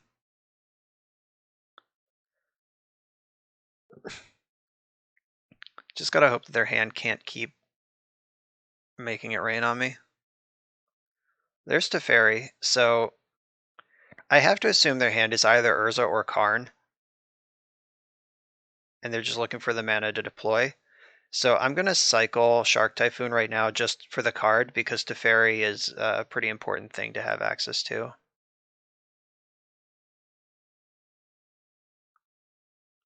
If I can hit this 3rd land drop on time, oh shit, they could Hall Breacher this.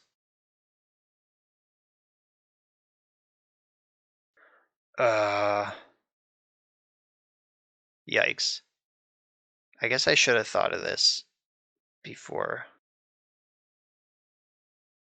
Oh, they would have end stepped to Hall Breacher if they had it. They would have had to draw it this turn to have Hall Breacher now. And I think I just have to make this play and hope that they don't have it. Okay. Ooh, land. Fuck it, Teferi. We're playing Court of Cunning. They didn't have Hall Breacher in my end step. They're not going to have it now. And if they force pitching Urza, I'm fine playing a Hellbent game from here.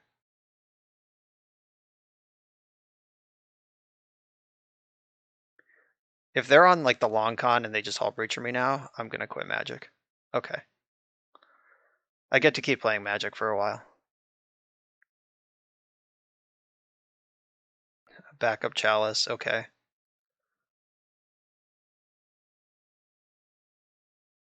Ooh, milling them does put Echo of Aeons in their graveyard. So I gotta watch out for that. Alright, I did hit my land drop. I do have Teferi.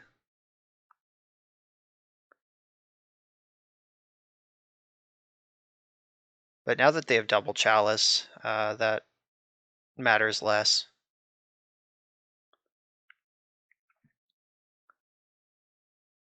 Yeah, so they can Echo. I just have to hope they can't Echo and Hall Breacher.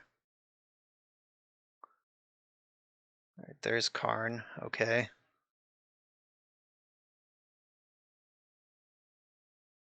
What are they wishing for? Maybe Lion's Eye Diamond just to get a spin. Yep, we're going for a spin.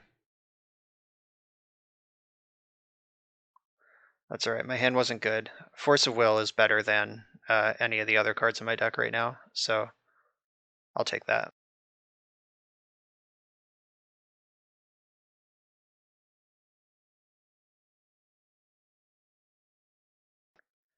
I'm just going to shuffle because I don't want to draw more lands.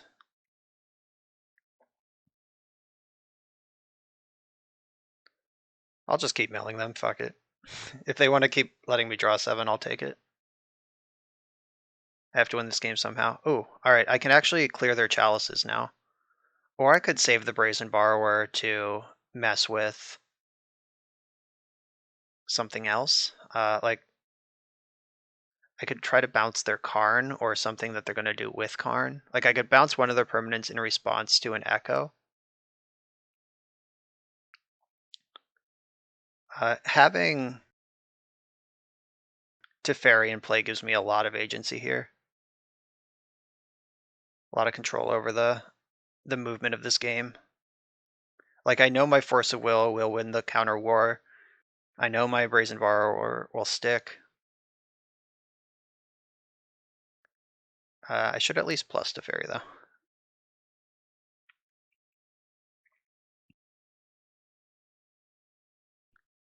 Yeah, I think I want to plus Teferi.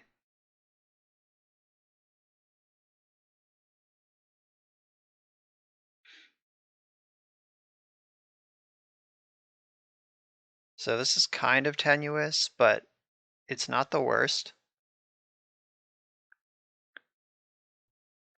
If they like make a big commitment with Karn on something, like if they wish and in response crack LED, I guess they don't need to do that. They have 6 mana. Oh, they have a lot of mana. But if they commit to anything on an LED, I can really jack them up.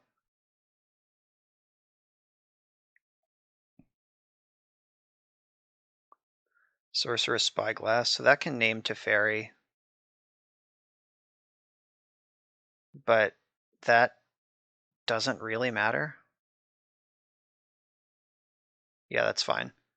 Because I can cast Brazen Borrower in the end step, like both bounce their Chalice and...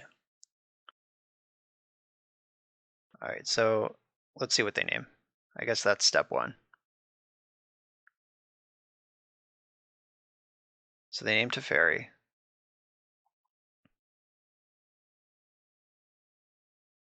That's alright. Now they know what I'm up to over here.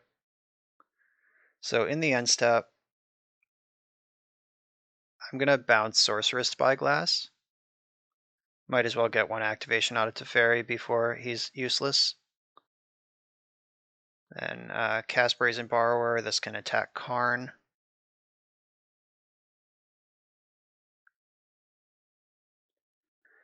I'll mill you again.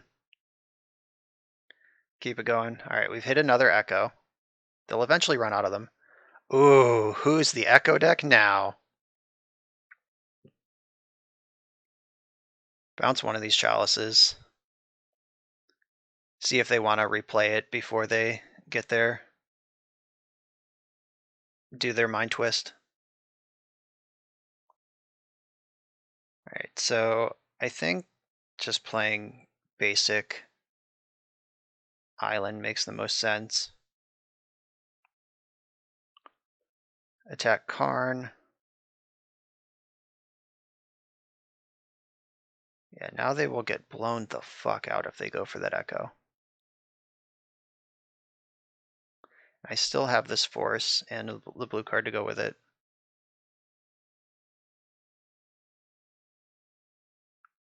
I'm actually going to discard Volcanic Island instead of Flooded Strand because if I ever get to cast this Brainstorm, I'm going to want a Shuffle to go with it. Please cast Echo of Aeons. I'm begging you. I am not too proud to beg. Oh, no. Now they're going to see the Hull Breacher and know that they can't cast Echo. That's fine. They might just concede now that they've seen the Hull Breacher. I wouldn't blame you. Standstill's also really good here.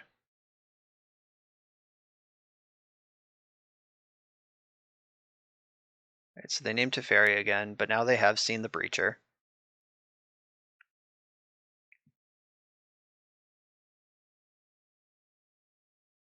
We know one of their 4 cards is Chalice of the Void.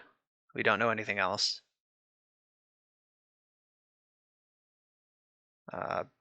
Backup Karn. Do I care about Karn? What does Karn even do? I can make Sorcerer's Spyglass a 2/2. I think I let Karn resolve. Can that possibly be right? No, I'm not going to buy that. I'll force Karn, and I'm going to cast Hull Breacher and Standstill, and just have it loaded up. I'll have pressure in play plus a solid hand and Standstill to reload. I'm still the Monarch.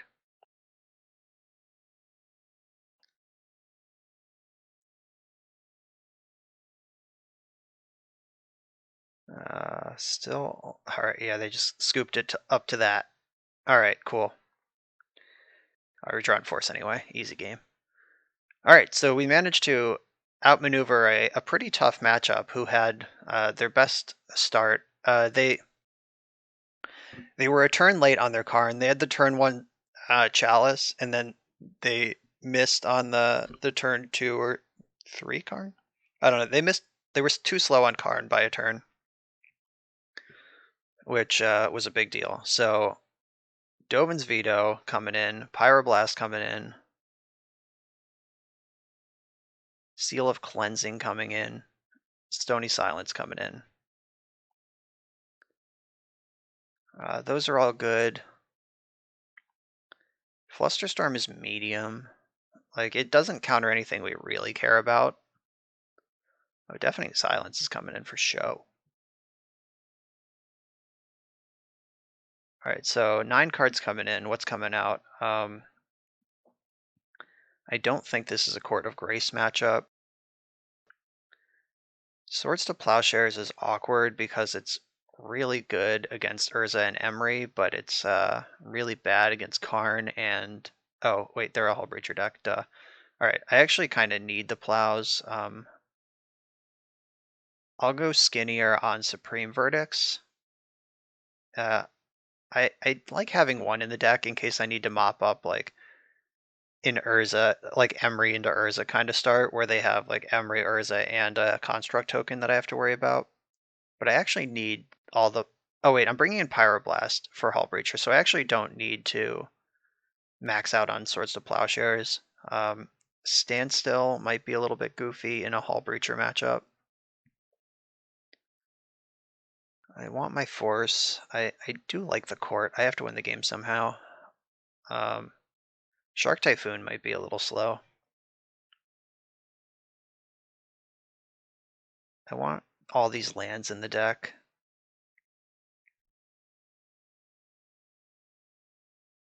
Do I want to bring in the basic mountain? That's normally for decks with Wasteland, so I'm going to skip on that. I will play one less Shark Typhoon, and I guess I'll cut another Standstill. Standstill is kind of awkward against the deck that wants to make both players draw 7. All right, here's my deck.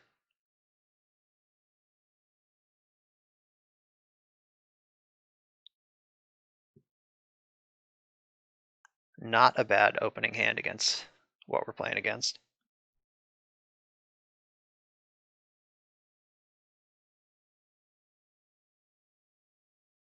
Do I respect Emery? Yeah, Emery's pretty good.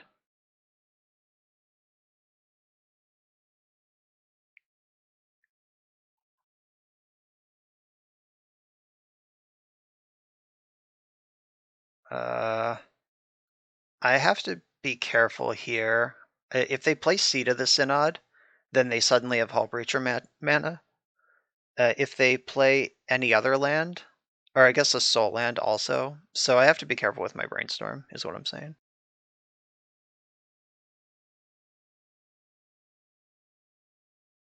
Alright, that's not Hull Breacher mana.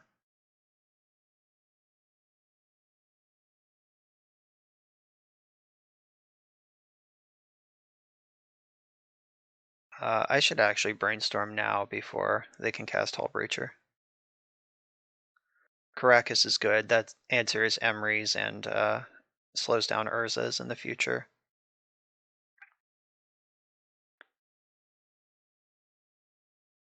I'm about to fetch for this volcanic island, so I can put that away too.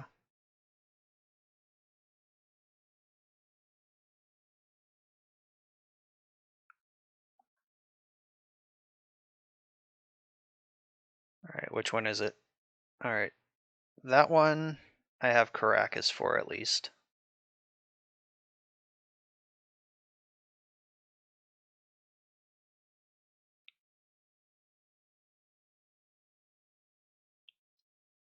The Mox Opal is on right now. Gotta watch out for that. They have 2 mana available. The old Standstill in the face of Construct Token.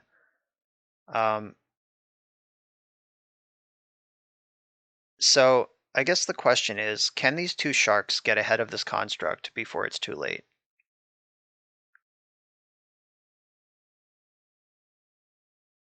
I actually think that they can.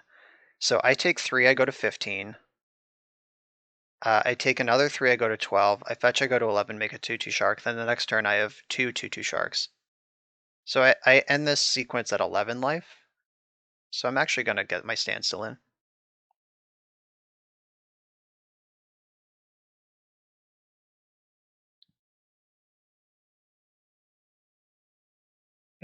Everything their deck does is spells.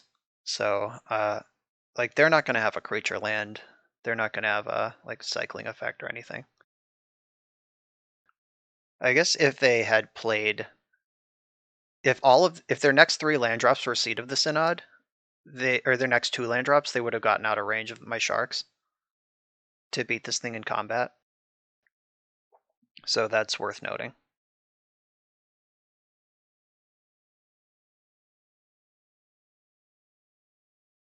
I actually think it's kind of, it might be right just to jam Urza in this spot if you're my opponent, like last turn, because like obviously I know that you can just jam Urza. I can see that you have a 3/3 in play.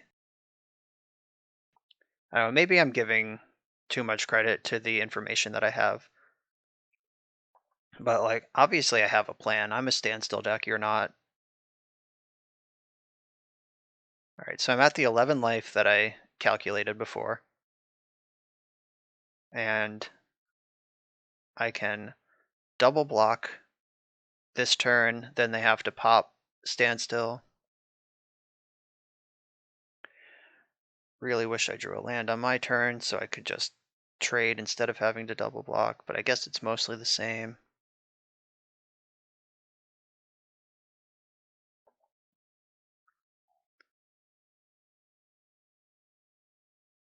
Mathematics, kids. I'm at 11, and now I'm ahead on board with a Standstill.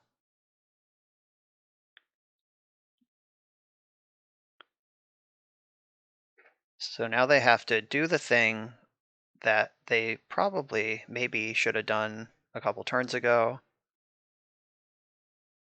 anyway, but now my hand is much better equipped to deal with it. So I also have a backup force. I want to send probably Brainstorm out of here. Like Court is my plan to win the game at this point, and Ponder is the highest velocity cantrip that I have available. Oh, Pyroblast is a very good card to have.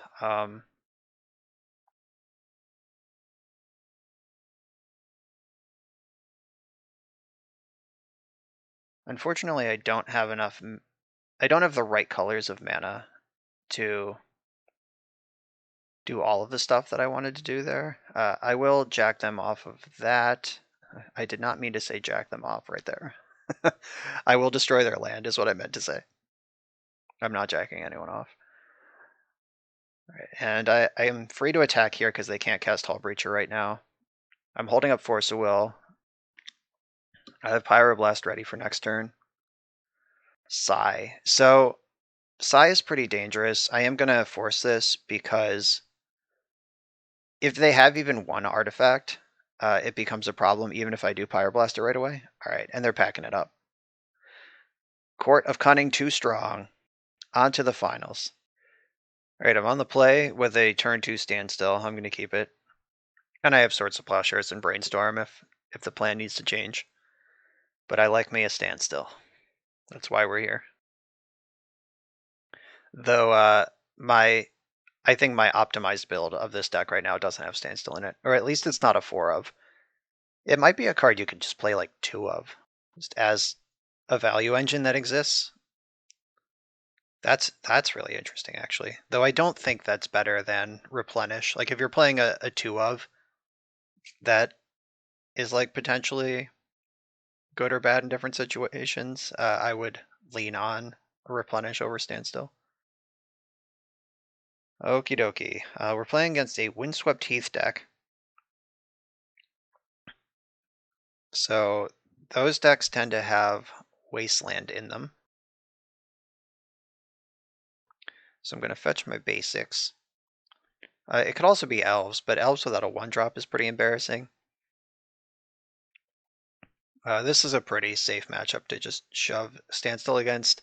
I guess they could fetch for Dryad Arbor right now and just start the 1-1 beats, but if I find a Shark Typhoon or a Wasteland at any point, that just makes that plan bad. Yeah, that's fine. I have 18 turns to figure this out. Let's hope they don't play 2 of them, though. That cuts the clock very quickly in half. Shark Typhoon.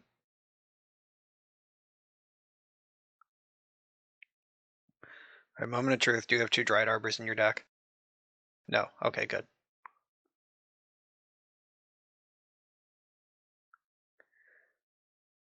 Okay, so a Tropical Island is in this deck. This is some sort of like bug or bug or Bant Green Sun Zenith pile.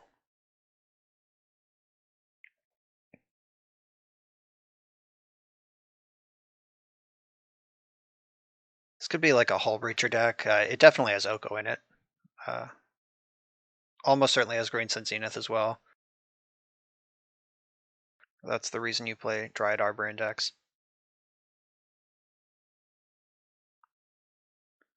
Ooh. Pumping the brakes. They're respecting the shark even though I don't have it. Let's see how long that lasts. And I'll take it. Every turn we just sit here favors me. And if they're afraid to attack, that's good. I didn't have the shark last turn. Let's see if they... Alright, yeah, they're just determined to play around the shark forever. That's a deal. They should know right now that their attack is clear, because I didn't shark the last 2 turns, and I missed my land drop last turn, and I just made a land drop. So they know I drew land, and they know I don't have a shark from previous turns, so they should attack here. Okay. They did not deduce that information, but it was there for them if they wanted it.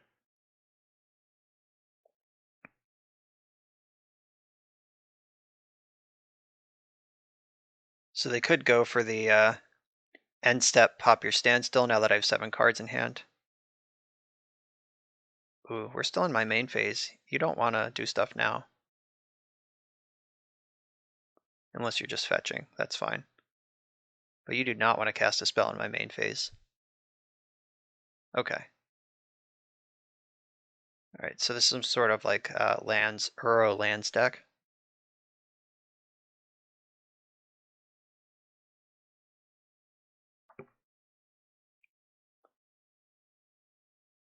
Okay, now we're in the end step where it is safe to cast spells. Though my Swords to Plowshares, I do have instants I can cast to get value without going to discard, so I'm not going to have to discard the full 3, even if they do cast a spell here. Abrupt Decay, my Standstill. That's a screenshot. I mean, it's probably just like an instant that they cast to break the standstill. I don't think that they thought that would work, not for 1 second, but it is still pretty funny. So I can brainstorm now, or I can just go to discard and see what happens. I think I want to brainstorm now, because if I can discard some enchantments, there they are. The hall can just get them back, so that worked out pretty well. I'm gonna put Flooded Strand, or Tundra's definitely going back in the deck because I don't want it, and I'll put Standstill on top. I'll decide at a later date if I still want that. Or no, I should have discarded Standstill. That was bad. I should have put Court on top and discarded Court plus Standstill. But I'm going to discard these 2 courts. Or I'll discard 1 court and 1 plow or 1 ponder. Shit, I definitely messed this up. Court should be on top with Standstill going to my graveyard right now. Alright, I'm discarding a plow.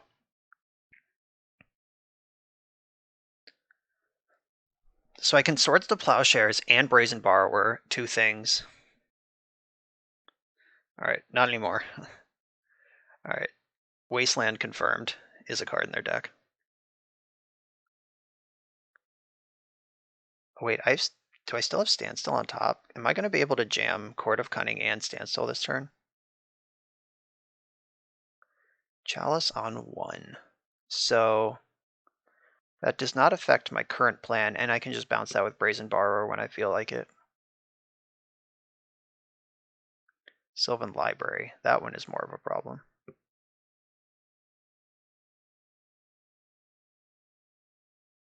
Alright, so pretty sure I left Standstill on top, which is going to end up being actually smart completely by accident. I'm going to fetch basics now that I've seen the Wasteland. Wasteland confirmed. They are some sort of lands Uro kind of deck. I am the king. And here's also Standstill to back it up. Living in Harmony. And they just conceded. I would concede to that too. No shame in that. Alright, and the sideboard. I think we're going to want back to basics in this matchup. Soul Guide Lantern probably looks good too. I have to assume they're a loam deck. Uro is definitely involved. We've seen Chalice of the Void, so I want Seal of Cleansing. We've seen, I guess, don't need Mountain if I'm not bringing in Pyroblast.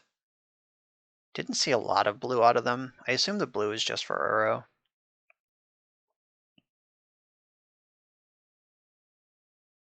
I think these 4 is what I want. So Crucible is going to be very good here.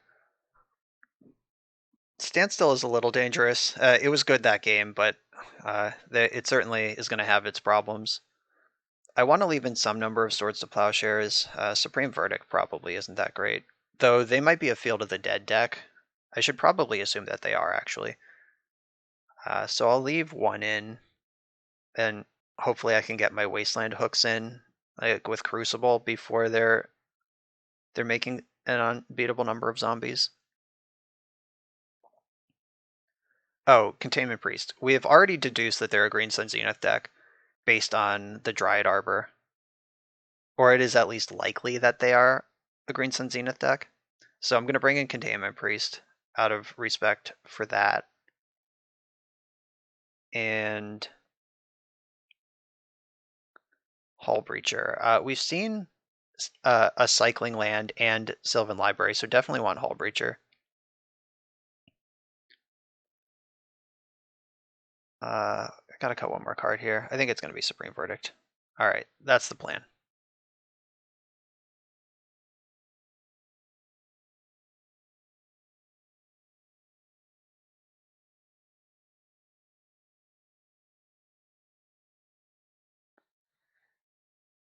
Seven spells. 7 spells, great hand. If you started with infinite mana, it's a great Yu-Gi-Oh hand. Yeah, I'll keep this. This has Force of Negation, which is particularly good against Life from the Loam. It has Soul Guide Lantern in a sideboard card. Uh, I think I'm gonna bottom the Lantern though.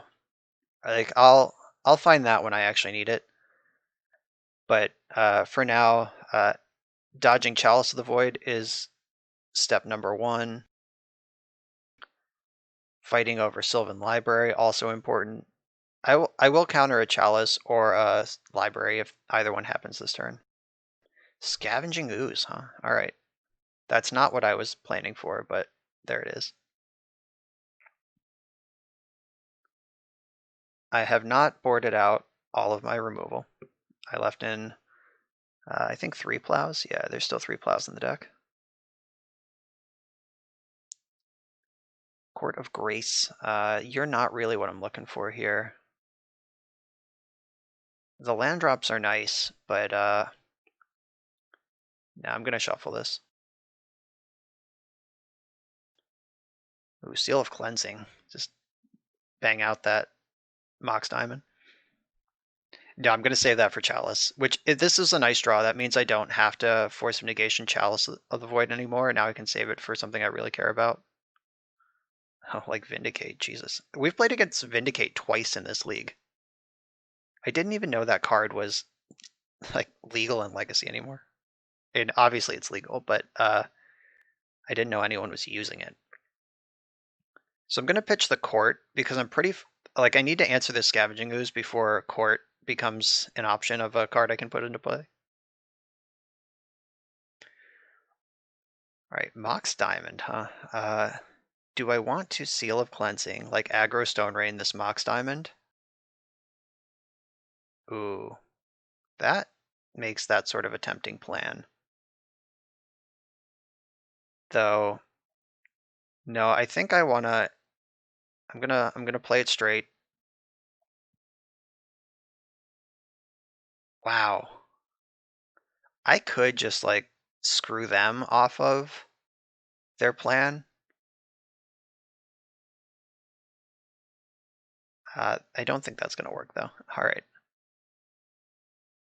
All right, I'm not gonna shuffle. I'll draw the Force. I'll save the Flooded Strand. So I can fetch and clear this other stuff. I have the 3rd Wasteland. With 1 more land, I can Shark Typhoon and eat this Scavenging Ooze. Just gotta hope that their last card in hand isn't insane. Like I don't want it to be Light from the Loam. That's the specific card that I'm most worried about right now. Night of Autumn. Okay. So they're just gonna put that into 4/3 mode, I assume. Yeah, that's just a 4/3. Okay. Let the beatdowns commence.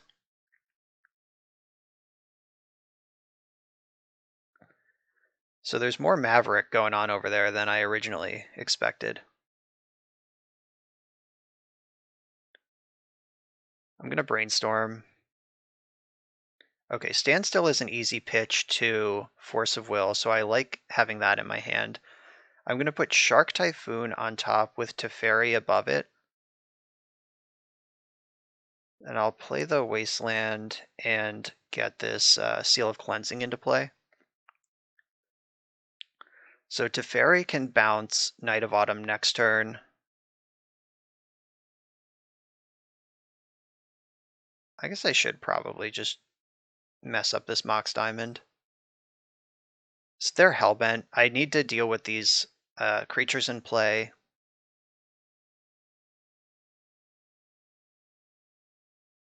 Let me just work through that. Cabal Pit. All right, they're pretty far from having Threshold right now.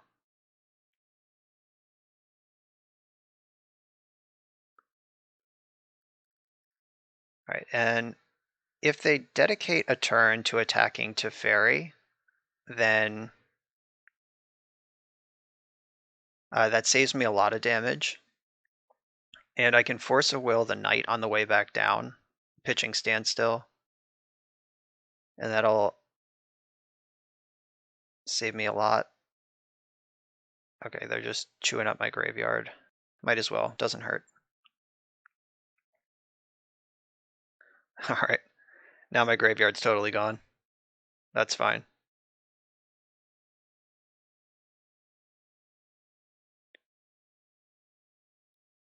Oh, ignoring Teferi, I love it.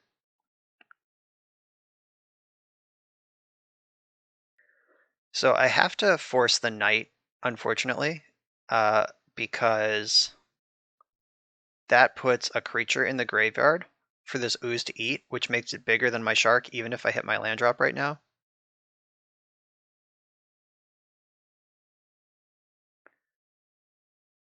I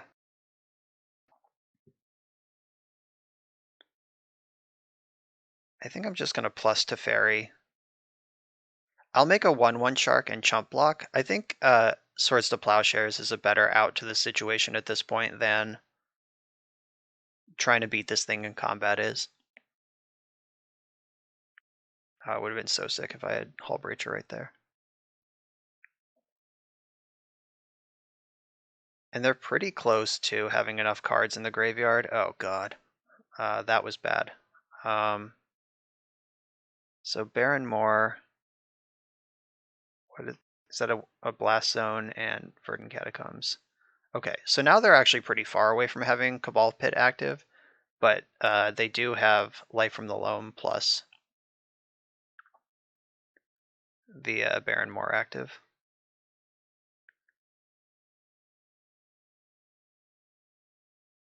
All right, so now I need to find a Swords to Plowshares imminently and a Soul Guide Lantern soon. But Lantern isn't even going to be super helpful because they have the Baron Moore. I kind of need Hull Breacher, but they replace the draw with a Dredge. It's not a draw. Okay. Yeah, I'm actually in a lot of trouble here. This aggro draw turned out to be really good.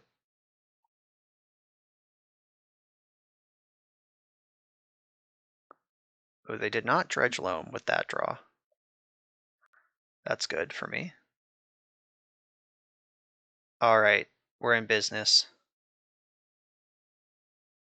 We're at least no longer imminently dead. I'm going to keep holding Force of Will in my hand. I'm going to save the Brainstorm for next turn. Teferi's back on 3, so he gets a bounce now. He's back in business.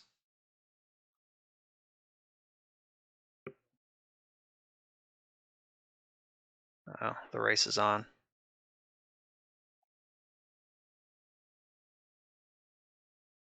Oh, that's a lot of wastelands. That hurts a little. Teferi can bounce Dryad Arbor, though. Teferi doesn't say non-land, it says artifact, creature, or enchantment. And Dryad Arbor is one of those things.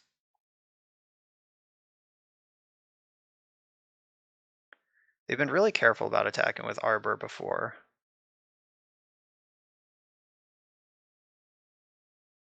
Yeah, let's get Ooze out of here. So the Arbor is keeping Teferi off bounce mode, which is kind of clever.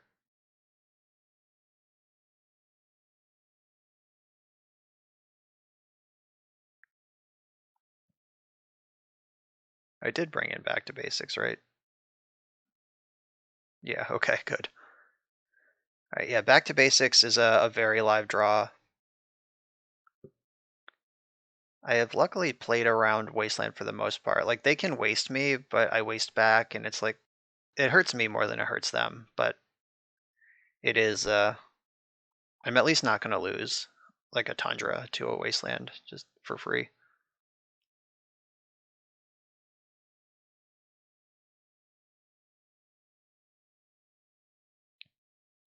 Pretty sure they still have their land drop this turn also.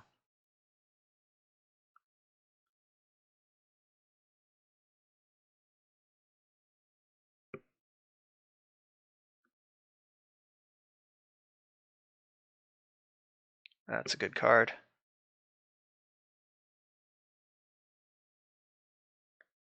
All right, they're just letting me have it. Alright, Scalding Tarn was a good draw. That gives me a shuffle for this Brainstorm. The Court of Grace. Is that a plan? I think that's a plan.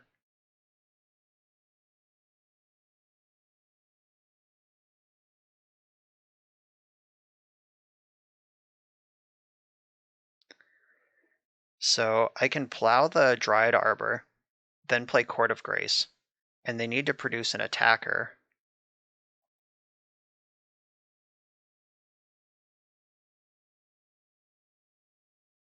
I can also waste the Dryad Arbor. So no, yeah, that's the plan. I waste the Dryad Arbor. I keep the plow. So even if they do come up with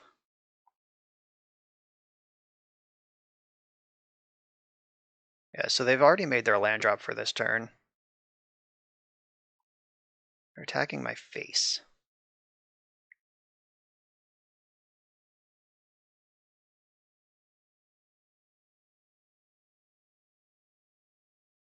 Yeah, I think this is worth doing. Yeah, I'll just waste this. They've already made their land drop.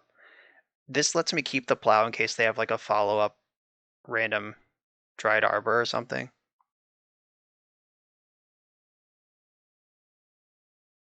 Liliana of the Veil. Okay, that's fine. Now I have to discard the Swords to Plowshares. But that really is okay. Alright, and I'm gonna just go to my draw step and draw the other Scalding Tarn, because if I fetch in the end step, they can waste, because I have to fetch Tundra.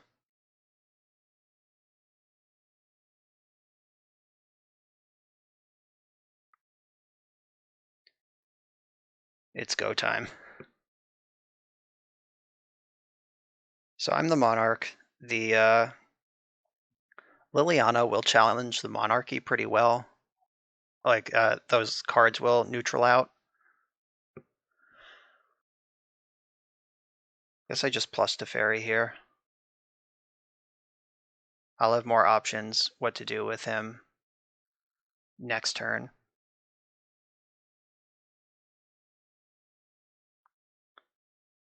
Alright, sucks that Liliana's going to get to discard that because I kind of want it in this spot.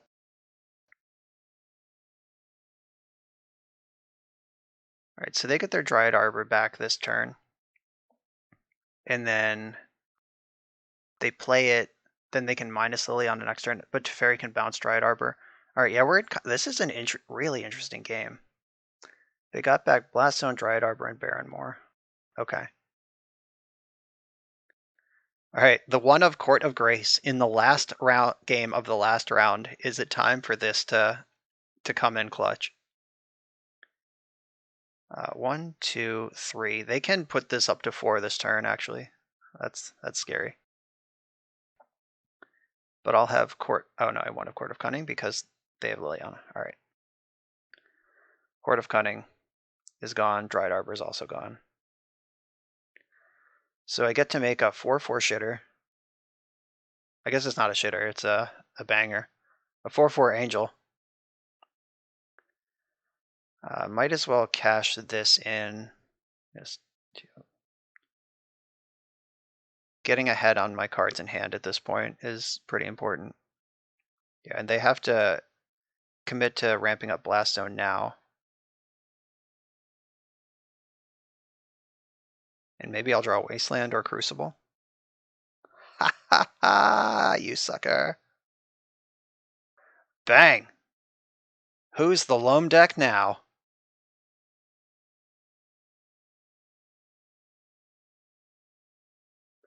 That was awesome.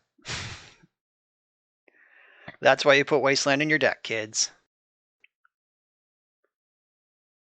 Dark Confidant, another loam.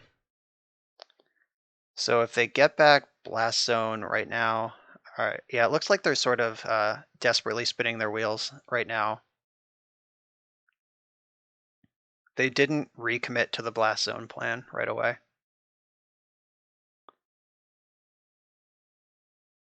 Alright, Barrenmoor, Blast Zone, Dryad Arbor are in the hand. Cabal Pit is active, though my creatures are 4/4s, so I don't think that matters a whole lot. Next turn, Liliana can ultimate. Oh, no, she can't, because I'm going to attack with an angel. Yeah, she either minuses this angel out of play, or I crack her with a 4/4. So it's probably better to just minus. Yeah, they can set up a 2-turn minus plan. Like, they minus here, get rid of this one. And, oh, alright, or not. Yeah, they could have minus this turn, get rid of this angel. Minus next turn to get rid of the angel I'm going to make in my upkeep. Though if I don't draw an answer to Dryad Arbor, they can still run that same plan. Like, I can attack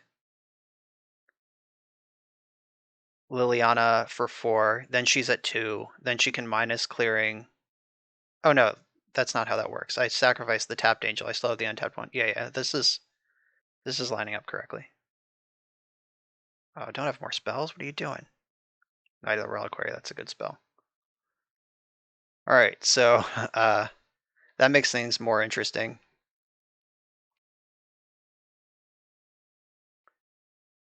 That's not what I wanted.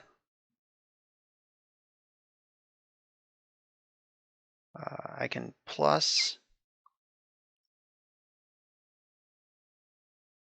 Then I have to attack Liliana at least a little bit. I'm pretty sure I just lose if she goes ultimate.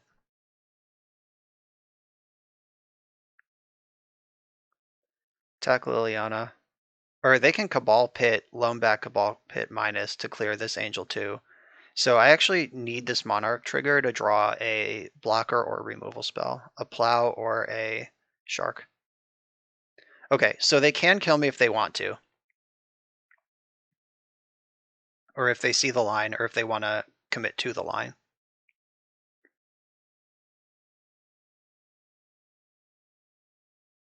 This game has been really cool. I think I'm going to lose it, but this has been a great game.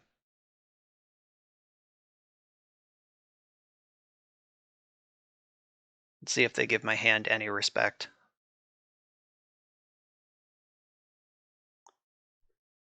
Hello, Mazavith, Barrenmore, Blast Zone. Okay.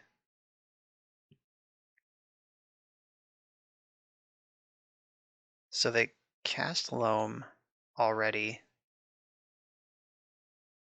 I think they missed their opportunity to give this Angel -4/-4 with Cabal Pit.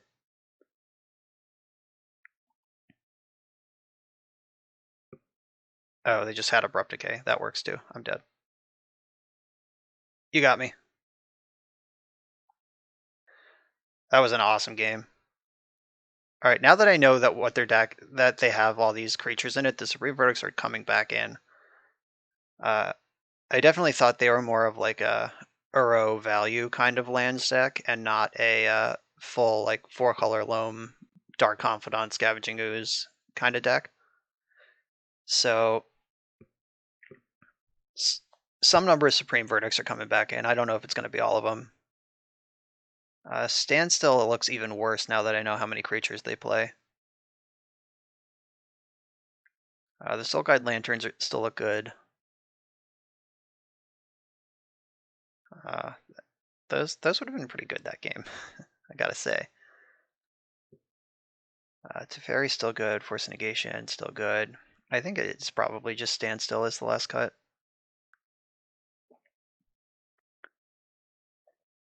Do I want all 4 plows? Is the remaining question, because they are still a Chalice of the Void deck, though drawing, like, the pressure I took from their creatures is what really won them that game, and Plow helps take that pressure off. I think I want to hedge a little bit in the direction of Chalice of the Void, so I'm going to leave that out. Maybe Court of Cunning should go. Oh, I still have Brazen Borrowers. Yeah, I have Brazen Borrower and Hull Breacher. Like, yeah, I have a lot of stuff in my deck that I just didn't see that game in a timely manner. So, yeah, I like this. I don't like this exclusively non-basic no blue land hand, though. That's a mulligan. This is a keep. Sending Hull Breacher to the bottom. That seems to be the least exciting of the cards available to me. I'm not running a non-basic land out into their Wasteland deck.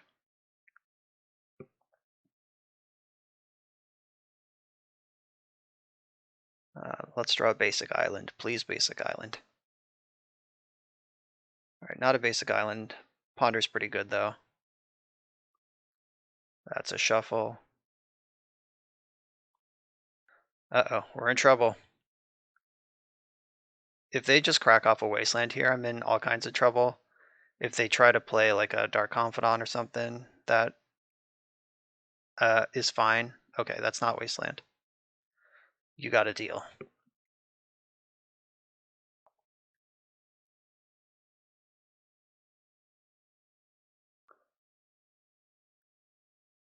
Chalice of the Void would be kind of annoying. Thalia. I am in no position to beat a Thalia at all, so I'm gonna pitch Hull Breacher. Because it doesn't do much. Like, other than Sylvan Library, they don't do a whole lot.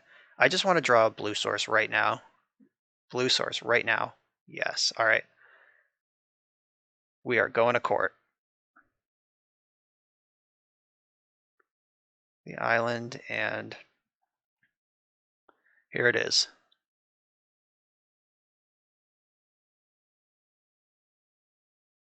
I am now the monarch.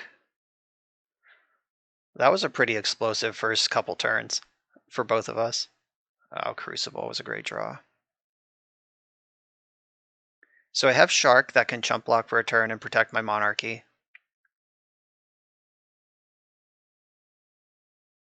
Any number of players mill cards. Alright, so I'm pretty sure I don't want to mill them. Or maybe I do. Like, do I think I can get over the finish line by milling them before I turn their loam engine on? You know what? Let's just mill them. Fuck it. I'm here to party. So they're gonna get Dryad Arbor here probably. Yeah. Caracas. Yeah, I'll play the Caracas. I'm just gonna go to my end step and draw for Monarch, see what happens. If I draw Plow, that's the nuts. Oh, Supreme Verdict is very good. Okay, so I'll probably just let them take the Monarch. I guess I'll see what they do.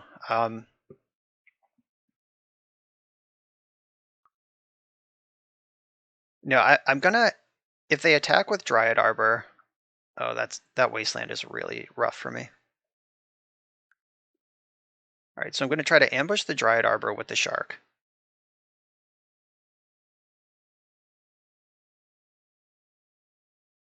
I'm gonna do this anyway, so I might as well. Abrupt Decay is bad for me, no matter what. All right, so eat the Dryad Arbor. They take the Monarch. Just hope that they like add to the board rather than Wasteland me. Because if I can take the Monarch back and then Supreme Verdict, I should be pretty far ahead. Just cast Knight of the Reliquary. Oh no, not Liliana. That's not what I wanted you to do. I should have been more specific about my dreams. All right, that's gone. So now they're the Monarch. Do I keep milling them? I think the answer is no. Yeah, I'm not milling them if I'm not the Monarch.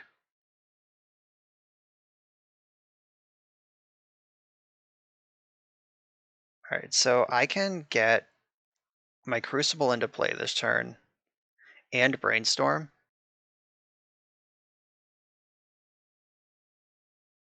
Yeah, Crucible's a really good card.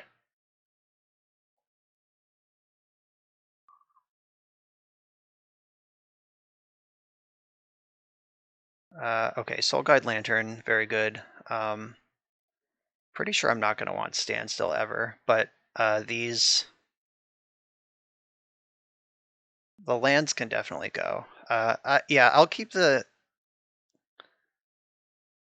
I'm gonna hold on to the Standstill because with Crucible, uh, I'm gonna hit all my land drops, so I might as well shuffle away lands.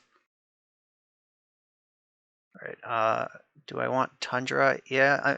No, because I'm still planning for back to basics at some point.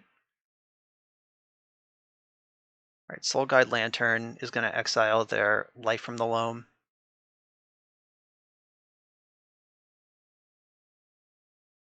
Let's get rid of that at least.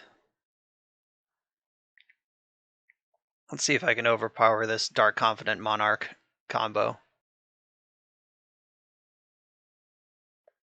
right, found a second Dark Confidant.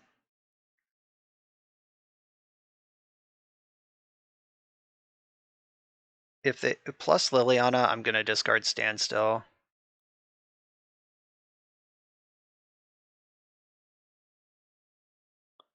I guess I could discard Wasteland, but if they Bajuka Bog me, which is in their hand, I've seen it. All right, yeah, I'm gonna discard the Standstill because they have Bajuka Bog in hand.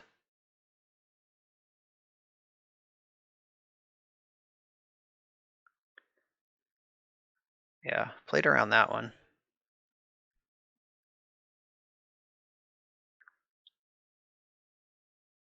So if they waste my Caracas, that takes me off double white, and that's actually a pretty big problem. Though they are sort of tight on resources over there. They didn't have a Mox Diamond. They're not loaming. I don't know if they can afford to waste me or if they think it's important. Okay, I'm very happy to Supreme Verdict a Knight of the Reliquary out of play.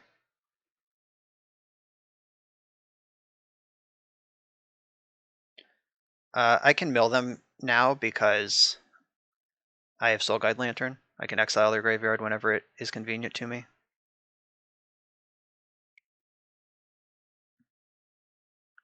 Alright, so I am gonna Supreme Verdict, I'm pretty sure. That seems like a slam dunk. Is exile each opponent's graveyard or draw a card. Okay. All options are on the table.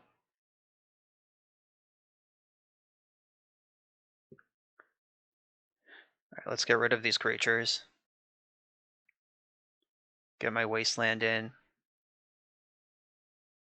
I'm not going to Wasteland right now because that just leaves my Wasteland sitting in the graveyard if they draw Scavenging Ooze or similar to mess with it. And next turn I can like waste them and immediately play it from the graveyard, and they don't get a chance to do that. So I'm in a Liliana pinch, and they're in a Wasteland pinch. This is kind of fun. They are the Monarch, though, which is a problem for me. A big, stinky problem. Their deck points are under attack.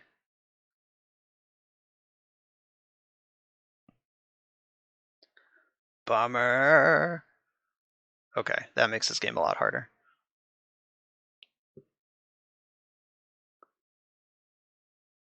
So I might have to use Soul Guide Lantern to draw a card. All right, I'm really glad they went after Volcanic Island. I didn't board in any of my red cards. That's literally only for Pyroblast, and I need double white to function. So I think I have to pop this to draw a card. All right, Brazen Borrower is good. Now milling them is dangerous again, so I'm not going to do it. Ponder and Brazen Bee. So if I ponder and find a blue source. Oh, I pondered and found Court of Grace. Okay.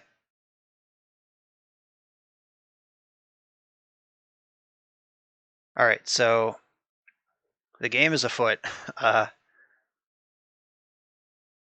Is it time for Wasteland? Yeah, I think I want to bang out their green source.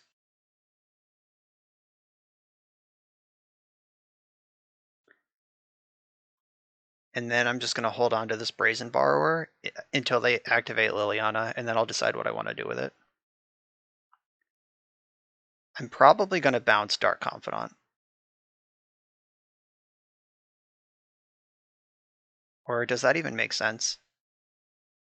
No, okay, so I can like double pressure the Monarch. Maybe I'll bounce Liliana herself. No, I'm just going to play this as a creature.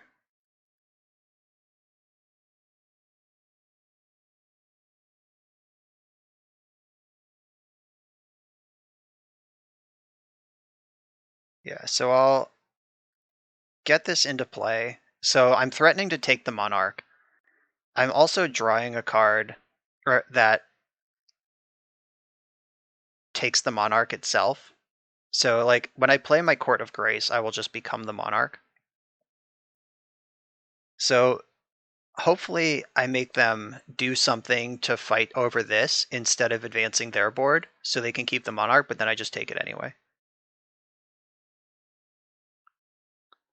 Oh, Baleful Strix is in this deck? That seems greedy.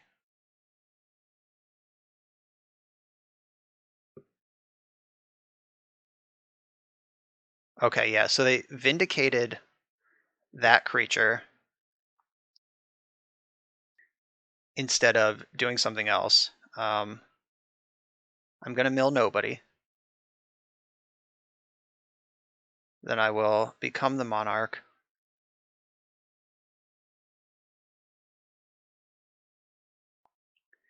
So this Monarchy makes a 1/1 even if it doesn't make a 4/4. Like I'm just going to lose the Monarchy right away and again.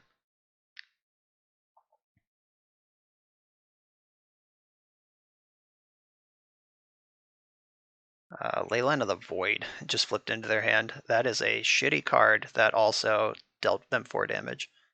It's an easy discard to Liliana, though. Alright, so I'm going to brainstorm in response here. I'm going to discard whatever I end up with, but I can set this up so this is good for me. Alright, so I'm going to put Brainstorm and Shark Typhoon back in that order. Discard this land. Then I'm going to draw Shark Typhoon.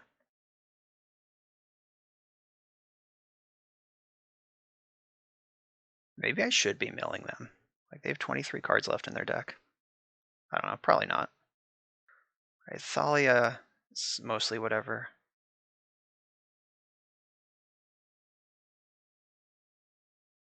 There's a lot of creatures. Oh, Baleful Strix is actually a huge beating.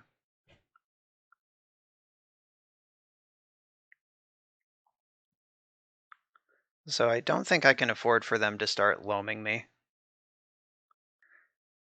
Alright, so you're the Monarch again. Yeah, I know.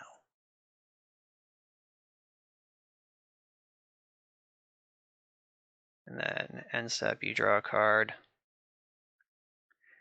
Alright, I've decided I'm just going to start milling them, because if they're going to be the Monarch and drawing extra cards, like maybe mill is a real plan.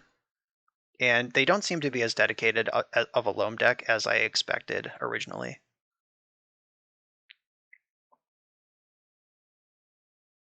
So I can bounce Thalia with Caracas.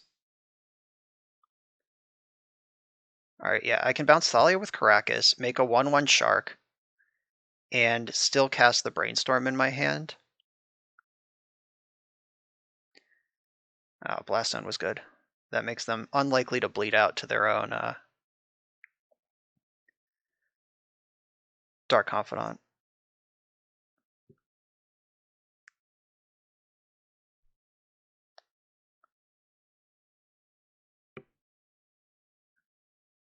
Oh, there's an Oko in their hand? When did that happen? Each player discards a card. Alright. I will cycle my Shark in response to that.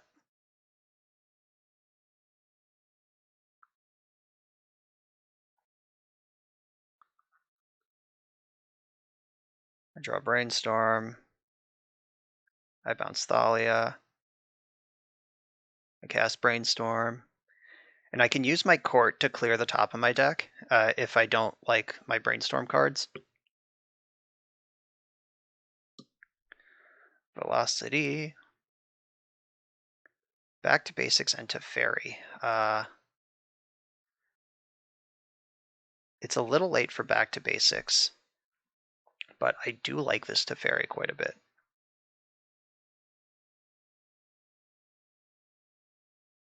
Actually, can I win the game? Just trying to figure out if I could run over the finish line with a back to basics, just milling them out for 2, but I don't think that I can. Oh, they discarded their Oko. That's weird. That means they have 2.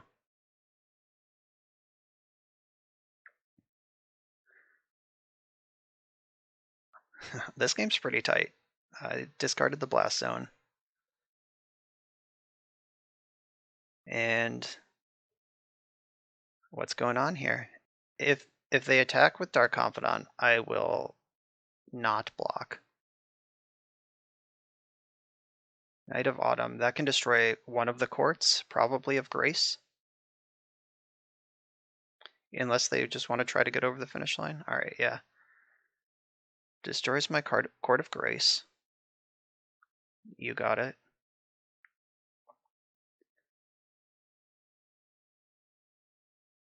Oh, they're attacking with both. Are they actually trying to get over the finish line with damage here?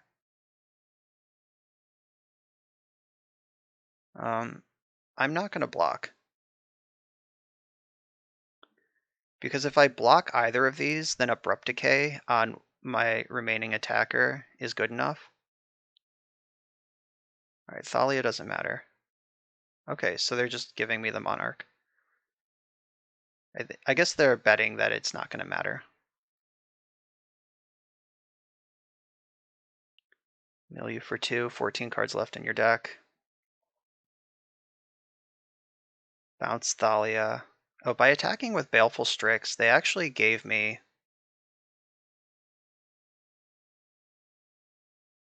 the ability to kill Liliana and take the Monarch. So attack you and attack Liliana. So Liliana can't go ultimate, and I'm the Monarch again. And I'm going to bounce Dark Confidant.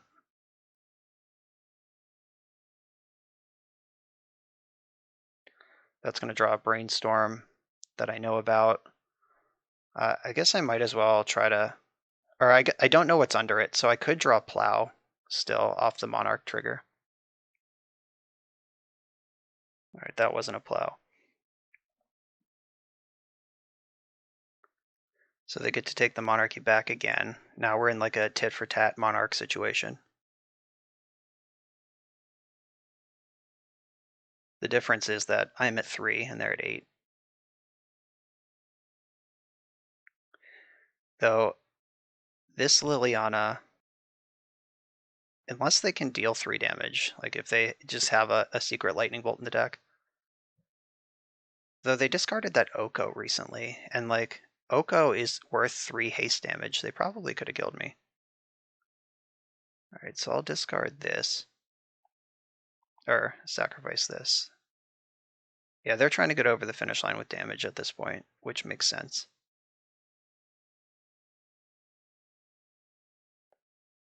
I hope they don't have another Vindicate.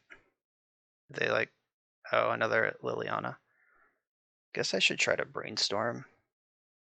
See if I can find a force. Though I don't know if I would force this even if I could. Alright, so put back this and this. Alright, so here's Liliana. I think she's going to sack my other creature. And then I'm going to take the Monarch back by force with Court of Cunning, and then I have Swords to Plowshares and Caracas to defend from their attackers. Oh, but they're still attacking for 3. So I win if they play Thalia, I lose if they play Dark Confidant? Is that how this works?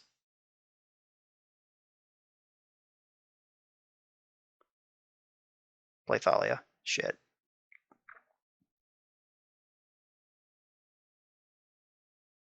Alright, they have 12 cards left in their deck.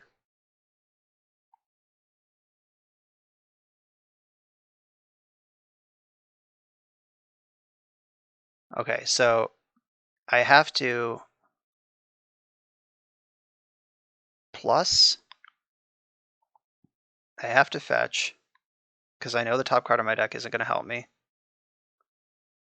I'll get Tundra to maximize my options, and then blue, blue, white. I will take the Monarchy by force, and the card I draw off the Monarch trigger better be good.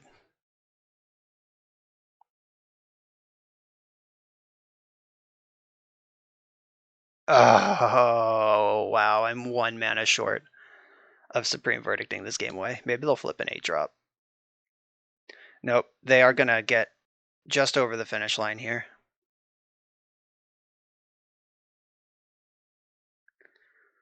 Discard my Supreme Verdict. Unfortunately, that needed to be Swords to Plowshares. Or, like, Containment Priest would have done it too. Just another blocker.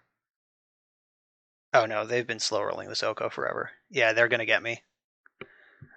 My opponent has 2 minutes left on their clock, and I have 3. We used every part of the Buffalo on this game. GG, opponent.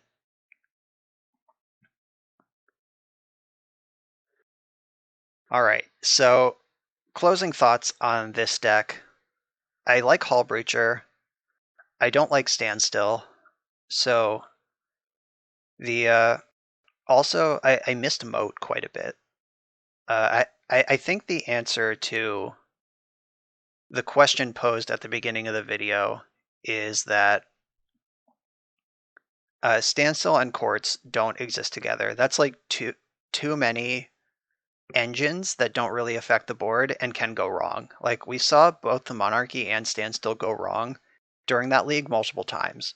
And I think a deck that's trying to be a Standstill deck doesn't protect the Monarchy the way it needs to, and and a deck that wants to be the Monarch doesn't play a Standstill game the way it needs to. So I would cut these Standstills entirely.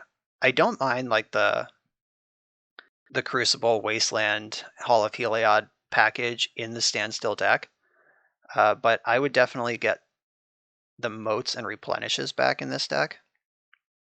Or, so you probably want 2 Moats, 1 Replenish, just because you don't want to draw Replenish more than once. And maybe you want the Path to Exile back, just as another removal spell to protect the Monarchy.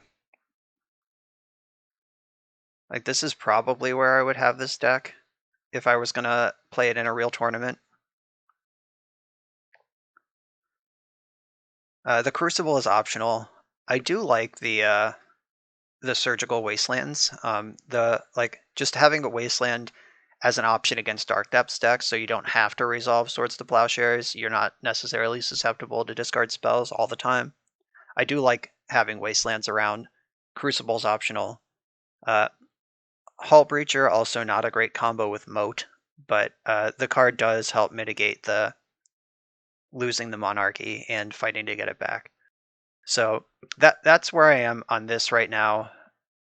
Thanks for watching.